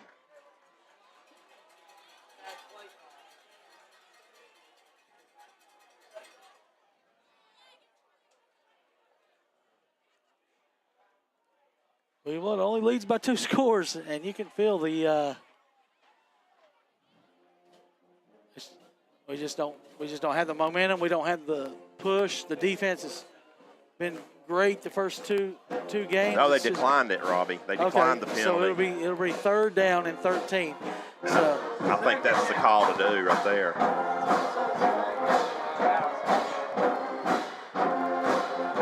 Yeah, this was a 50-50 call, really. You're down to 1 play for William Blount to get 13 yards or 2 plays for him to get 23. I would have been fine with either decision by Karns. Well, 3 receivers right. Tailback is Jackson. They'll take it. Cortez looks across the middle, chucks it as far as he can to the right. He's got Dabrowski in and out of the hands of Dabrowski, but good defense there. Very good defense. By number 11, and William Blount's going to have to punt the ball away. Starting to feel this game slip. Hopefully, there's not enough time for Karns to make a comeback. Well, they'll have to score and get the 2-point conversion. Yeah. That missed extra point is looming large. It really is. That probably never would have happened if they would have just not gone for 2 to begin with. Brett back to punt. 2 defenders back at their 25-yard line. Cortez will take it. Rugby style kick it low into the ground. Going to take a great bounce. Get down there and down it. We will down it at the 3-yard line. What a play there. Cortez holding it long enough. Rugby style kick, and it takes a great bounce. Makes the Beavers go 97 yards with 5:54 to go. Give it 53 on that one, Robbie. And only 1 timeout, true. Well, you mentioned earlier, Rob, Brett needs to put this team on his back. The offensive line is tired. The defense is tired. Well, maybe not in the pocket, but he did it with his foot. With his leg, yeah. Let's get us a stop or a defensive touchdown. But the offense puts up 35 points in the first half. actually first like quarter and a half maybe. And they only have 5 first downs here in the second half. And 4 of them, I think, were on Four 4 in a row, consecutive yeah. plays. Standing in his end zone is Paul. Tailback to his right, I believe, is Ellis. He'll take it. Straight drop. Throws as far as he can. He will have it. Oh, what a catch. Wow. Number 10 again. Ellsbury, who caught the touchdown. He just chucks it as far as he can, about 30 yards. Yeah, and he came down with it. I think Sellers slightly mistimed his jump right there. Able to get over top of him and catch the ball. Now Karns out from out the end zone. Here they go at the 30-yard line, 1st and 10. Turner to his right, steps up, looking to his left. Going to be incomplete. Probably not a bad thing to be incomplete there. No, really good decision there by, is it Huckleberry? Because if he catches that, he's going to be tackled for maybe a loss or no gain, and the clock would continue to run. We got 5:23 left. Karns down by 15. It's William Blount 35, Karns 20. William Blount led this game 35-7, was marching down to the goal line and threw an interception. Not quite the same dramatic that we had 2 years ago when we threw the interceptions, but still similar. Straight drop for Paul, looking to his right. He's got Dukes, nice hand, he'll get out of bounds. No, he don't. He turns the corner, gets past midfield, and he's going to be hit late. I don't think they're going to call that. Okay. They'll give him yardage down to the 44. It'll be another first down for the Beavers. And they're going to bring Brett in defensively, try and help out this team on the outside as they've really fallen apart here in the second half. Yeah, Caden Donnelly will check out. They've been going to that side over here. They'll bring Cortez to be the shutdown corner on this side. 1st and 10 for the Beavers, 5:14 to go. Paul takes it, looking to his left, across the middle. Oh, Randy Reed almost read that one perfect. Good job by Randy right there, though. Able to break it up at least.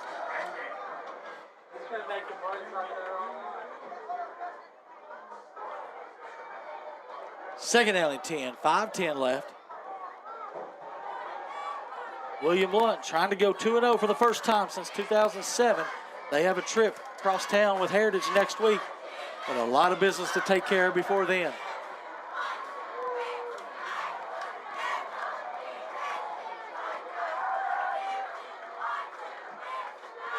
Rolling to his left, Carson Paul throws it.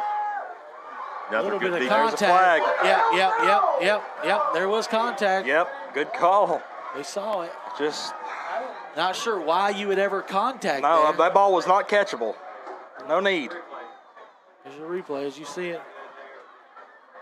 Chucks it.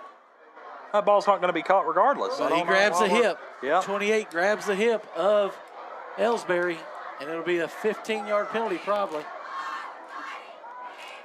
No, just a hold, 10-yard penalty again. Not sure why that's a hold. No, if that the ball's feels like in the air, yeah. If the ball's in the air, that's a PI. But it'll save us 5 yards for now. Karns fans on their feet, crowd behind their Beavers.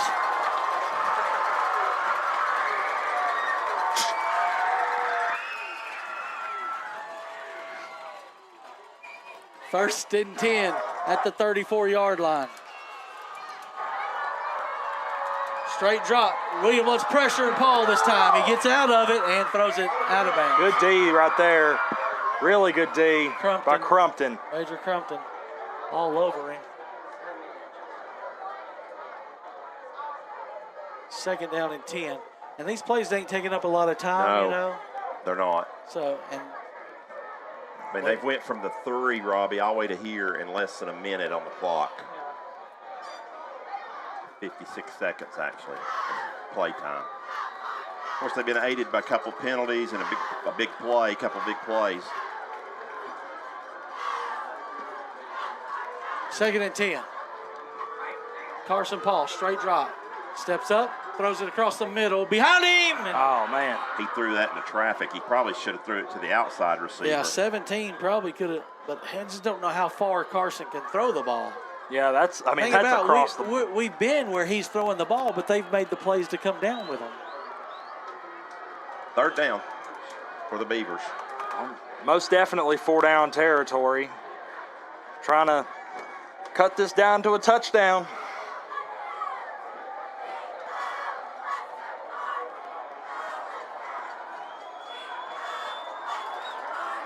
We got a penalty count, Stan. 3rd down and 10. We'll I'll get it in it. a second, okay? Straight drop. Looking deep. Got a man. It's Duke. Can he get Overthrow. there? Oh, wow. What a catch catch. by Duke. That's Gavin Duke. And they'll kick the 1-point extra point here. And we'll have a 1-score game with 4:47 to go.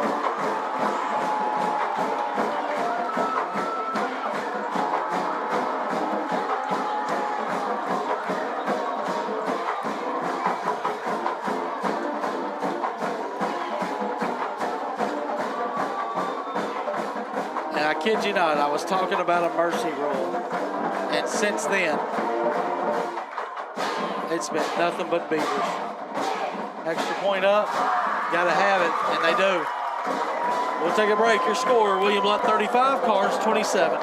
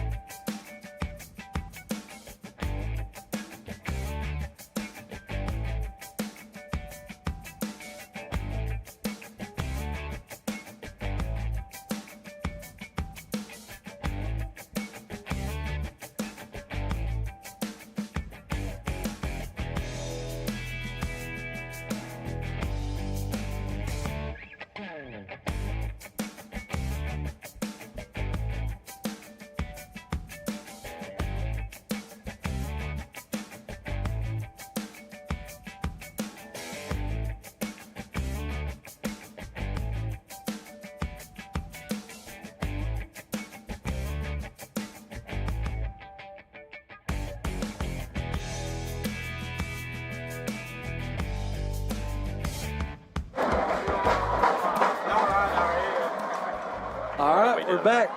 Kick over Oh, no. Get on the ball. We will recover it. Were we not back?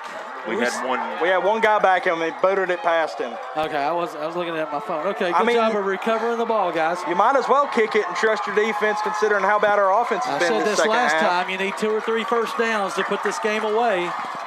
But a 3 and out, you're in jeopardy again. I don't think they were going to onside there, and we were kind of expecting that. Back to the formation we started the game with, the split tailbacks, Klein and Brooks. Cortez takes it, hands to Brooks. No, he kept it. And he's going to get through the yards, but may only pick up 1 or 2. As the penetration is coming straight up the gut.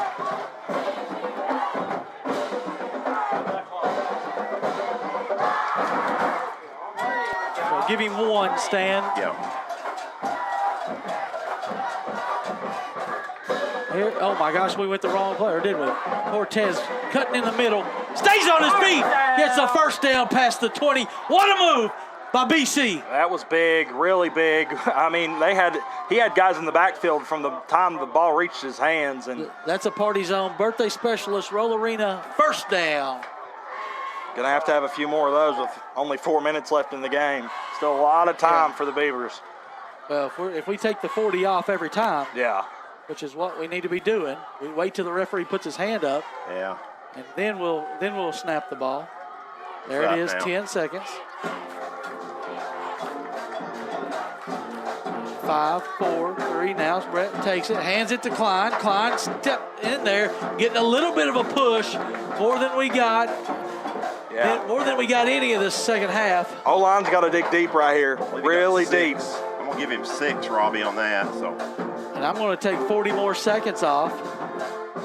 Karns is going to have to figure out when they're going to call their timeout.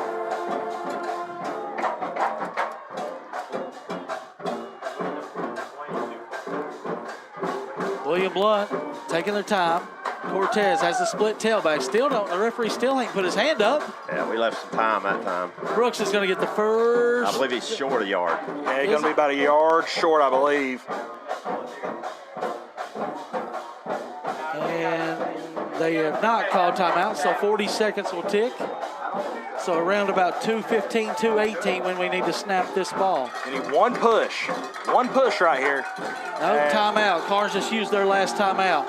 This timeout will be brought to you by South Park Storage and Penske Truck Rentals at the end of William Blount Drive and 411. South will take this 60-second break.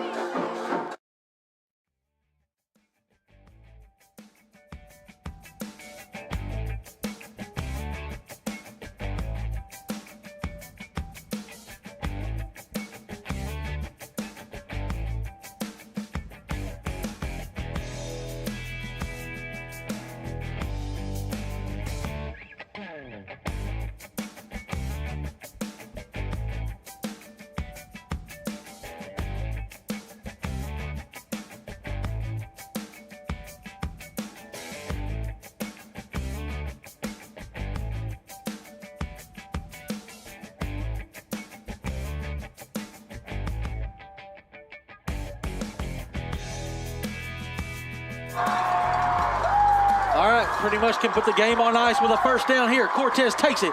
He will keep it himself and lose a yard. Govs are going to have to punt the ball and rely on the defense. Have to rely on the defense. 40 seconds will go down, so it'll be under 2 minutes to go when the Karns Beavers get the ball back. Now, actually, Williams going to try to do a. That's not really going to be relevant, Robbie. Straight power there by the. Oh, they're going to run a play. Brooks and gets Darius it. is going to get it. How about not punting the ball? And that, your friends. Let's go! Adios, Karns. That's a bow and door service. Adios. That is a party zone first down. Adios right there, so. Shutting the door on the competition tonight, the Govs are about to go to 2-0 for the first time since 2007. Couple of handoffs and run this clock out. Cortez. Oh, my. Brooks is going to. Oh, man. That was a dangerous pitch. That was very dangerous. That could have ruined Mr. Painter's streak over here. That was almost a pick six. I don't think that was a first down? Oh, they gave it. I had him at the 45. They gave him 46. 8 yards. Yeah. Can we get in the Stan Painter formation, guys? Why are we? We just needed to run the ball up the middle. It was 2:05 left. They have to score a touchdown and a 2-point conversion. They just need to be in it right now. All they got to do is twice. He's in it. Okay. No, we don't have no way back. I don't think so. What is going on? It's Klein up the middle, 40, 35, 30. And that is another Roll Arena first down. Trying to run up. I'm totally confused about what's going on, Yeah, I guys. am too. But I'm totally confused about my football life right now. Why are we not taking it? well, here's the thing, Robbie. There's more bad things can happen by this than going into the victory. Or Right, whatever. now they're in the victory. Like you're handing the ball off. You're changing it from 3 different people, from the center to the quarterback to the running back. That's 3 different people touching the ball. When the game is over, all you got to do is go down. And they finally do. Your final score. You got pushing number 80. Don't fight. You don't start the You clock. don't want to lose a game suspension against Heritage. And you don't want to stop the clock. 15 is the one that kept pushing. Your final score here is William Blount doesn't have to snap it again. Is William Blount 35, Karns 27. We'll take a 2-minute break. And we'll talk to Brett Cortez and Coach Robert Reeves after this break.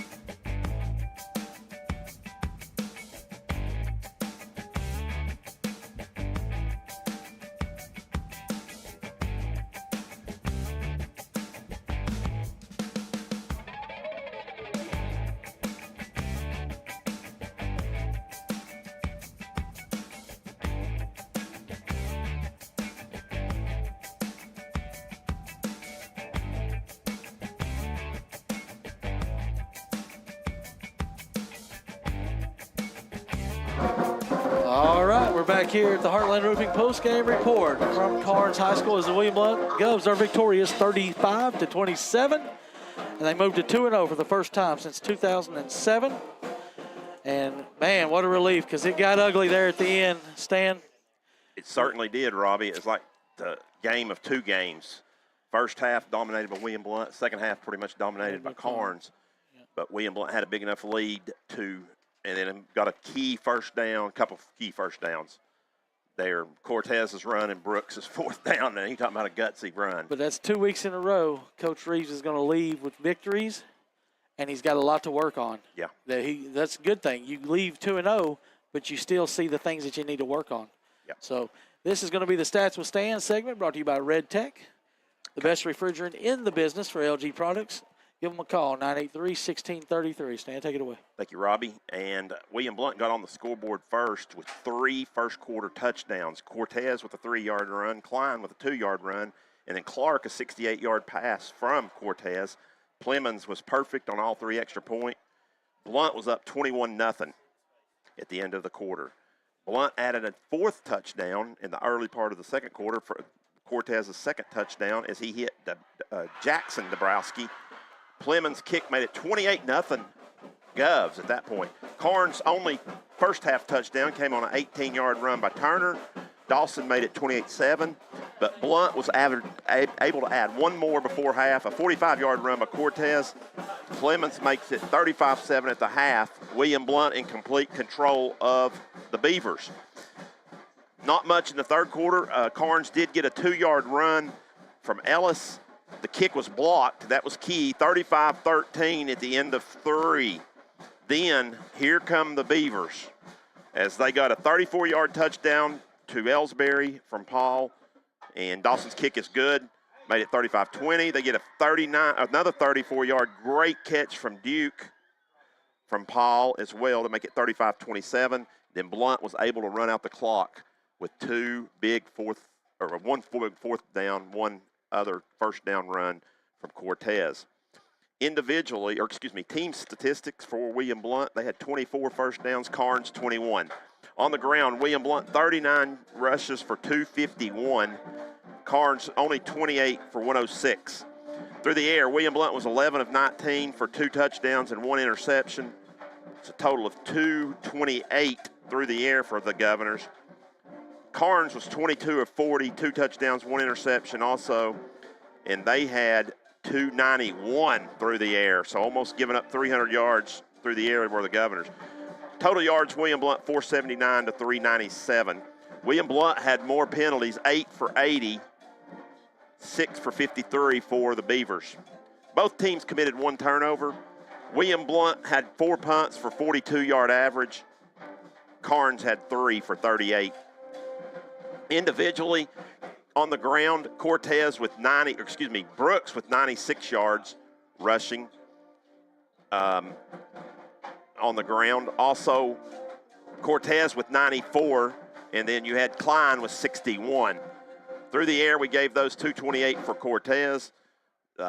Catching was Jackson Dabrowski with 88 yards. Clark had 95 yards receiving as well, and then Gavin Dabrowski with 23. Over on the Beaver side of it, Turner with the big run as he had 60 yards rushing. Really nobody else more than 30. Through the air, we've already gave those. They were about 291 for the Beavers. And then receiving, of course, you had Ellsbury with 69. Duke was 69. Ellsbury was 61 to lead them. Once again, William Blount holds on to beat the Karns Beavers 35-27. I think now we will go to our sideline interview with Timothy with the winning coach, Robert Rees, 2-0 on the 2023 season. Timothy? Take it away, Tim. So, Coach, it was a close game there at the end, but it's the first time you guys have gone 2-0 to start since 2007. What are your thoughts? Well, I'm happy to be a 2-0. I'm excited about it. I'm not pleased with the way we played in the second half. I challenged our coaches We got to correct some things. We didn't do some things we talked about, but we learned some lessons. We're 2-0. That's better than being 1-1. And I know a lot of these guys are so excited about 2-0, and I know they're not happy about the way they played in the second half too. So our competitors are going to come back, and they're going to work hard, and we're going to get better, and we're going to win next week. Okay, the offense put up a lot of points early. What was your message to the defense? I was proud of the defense. They played great, and we put them in a tough spot in the second half. You can't go 3 and out, 3 and out, 3 and out. Just can't do it. That puts too much pressure on our defense. Even though they played great, puts too much pressure on them. So we got to do our part to help them out. What's your message going forward to the Battle of the Bell at Heritage? Well, first of all, it's tradition. It's tradition. It's our bell, and we're getting it back. Second is, I'm proud of our kids' effort. I'm proud of everybody that came here to support us, and we're going to fight I can't say it. We're going to fight really hard to win next Friday night. Okay? All right, thank you, Coach. Thank you, buddy. Appreciate you. Hello. Hey, Timmy, I'll be right there. This is our player of the game, the Murphy Bobcat extra effort player of the game, Brett Cortez tonight. Yeah, up at the practice box. He goes 11 for 19 for 228 through the air, 13 carries for 94 yards rushing, 2 touchdowns, 2 on the ground, 2 touchdowns through the air. Talk about Brett Cortez tonight, bringing home the victory. You did it all tonight. Punting, passing. You even went on defense. You got 11 for 19, 200 yards. What are your thoughts? I didn't know that stat line, but that's awesome. Yeah. Okay. All right, thank you. Give him another one, Timothy. Tell him to talk about Heritage.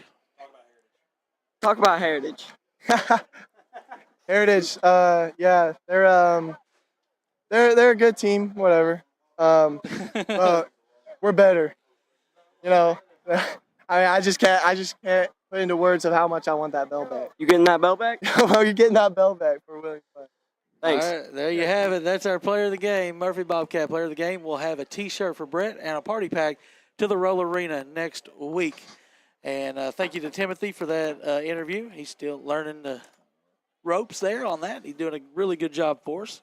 This game was brought to you by Heartland Roofing as the Govs victorious tonight and Heritage victorious. So next week, both teams will be coming in with some momentum. Heritage beats South Dole 30-20. William Blount here holds on after being up 35-7, gave up some late touchdowns, but nonetheless, they're 2-0 for the first time since 2007. Thank y'all for tuning in. It's been a late night for us. We'll see y'all next Friday night at 6:30. Thanks for watching, and God bless.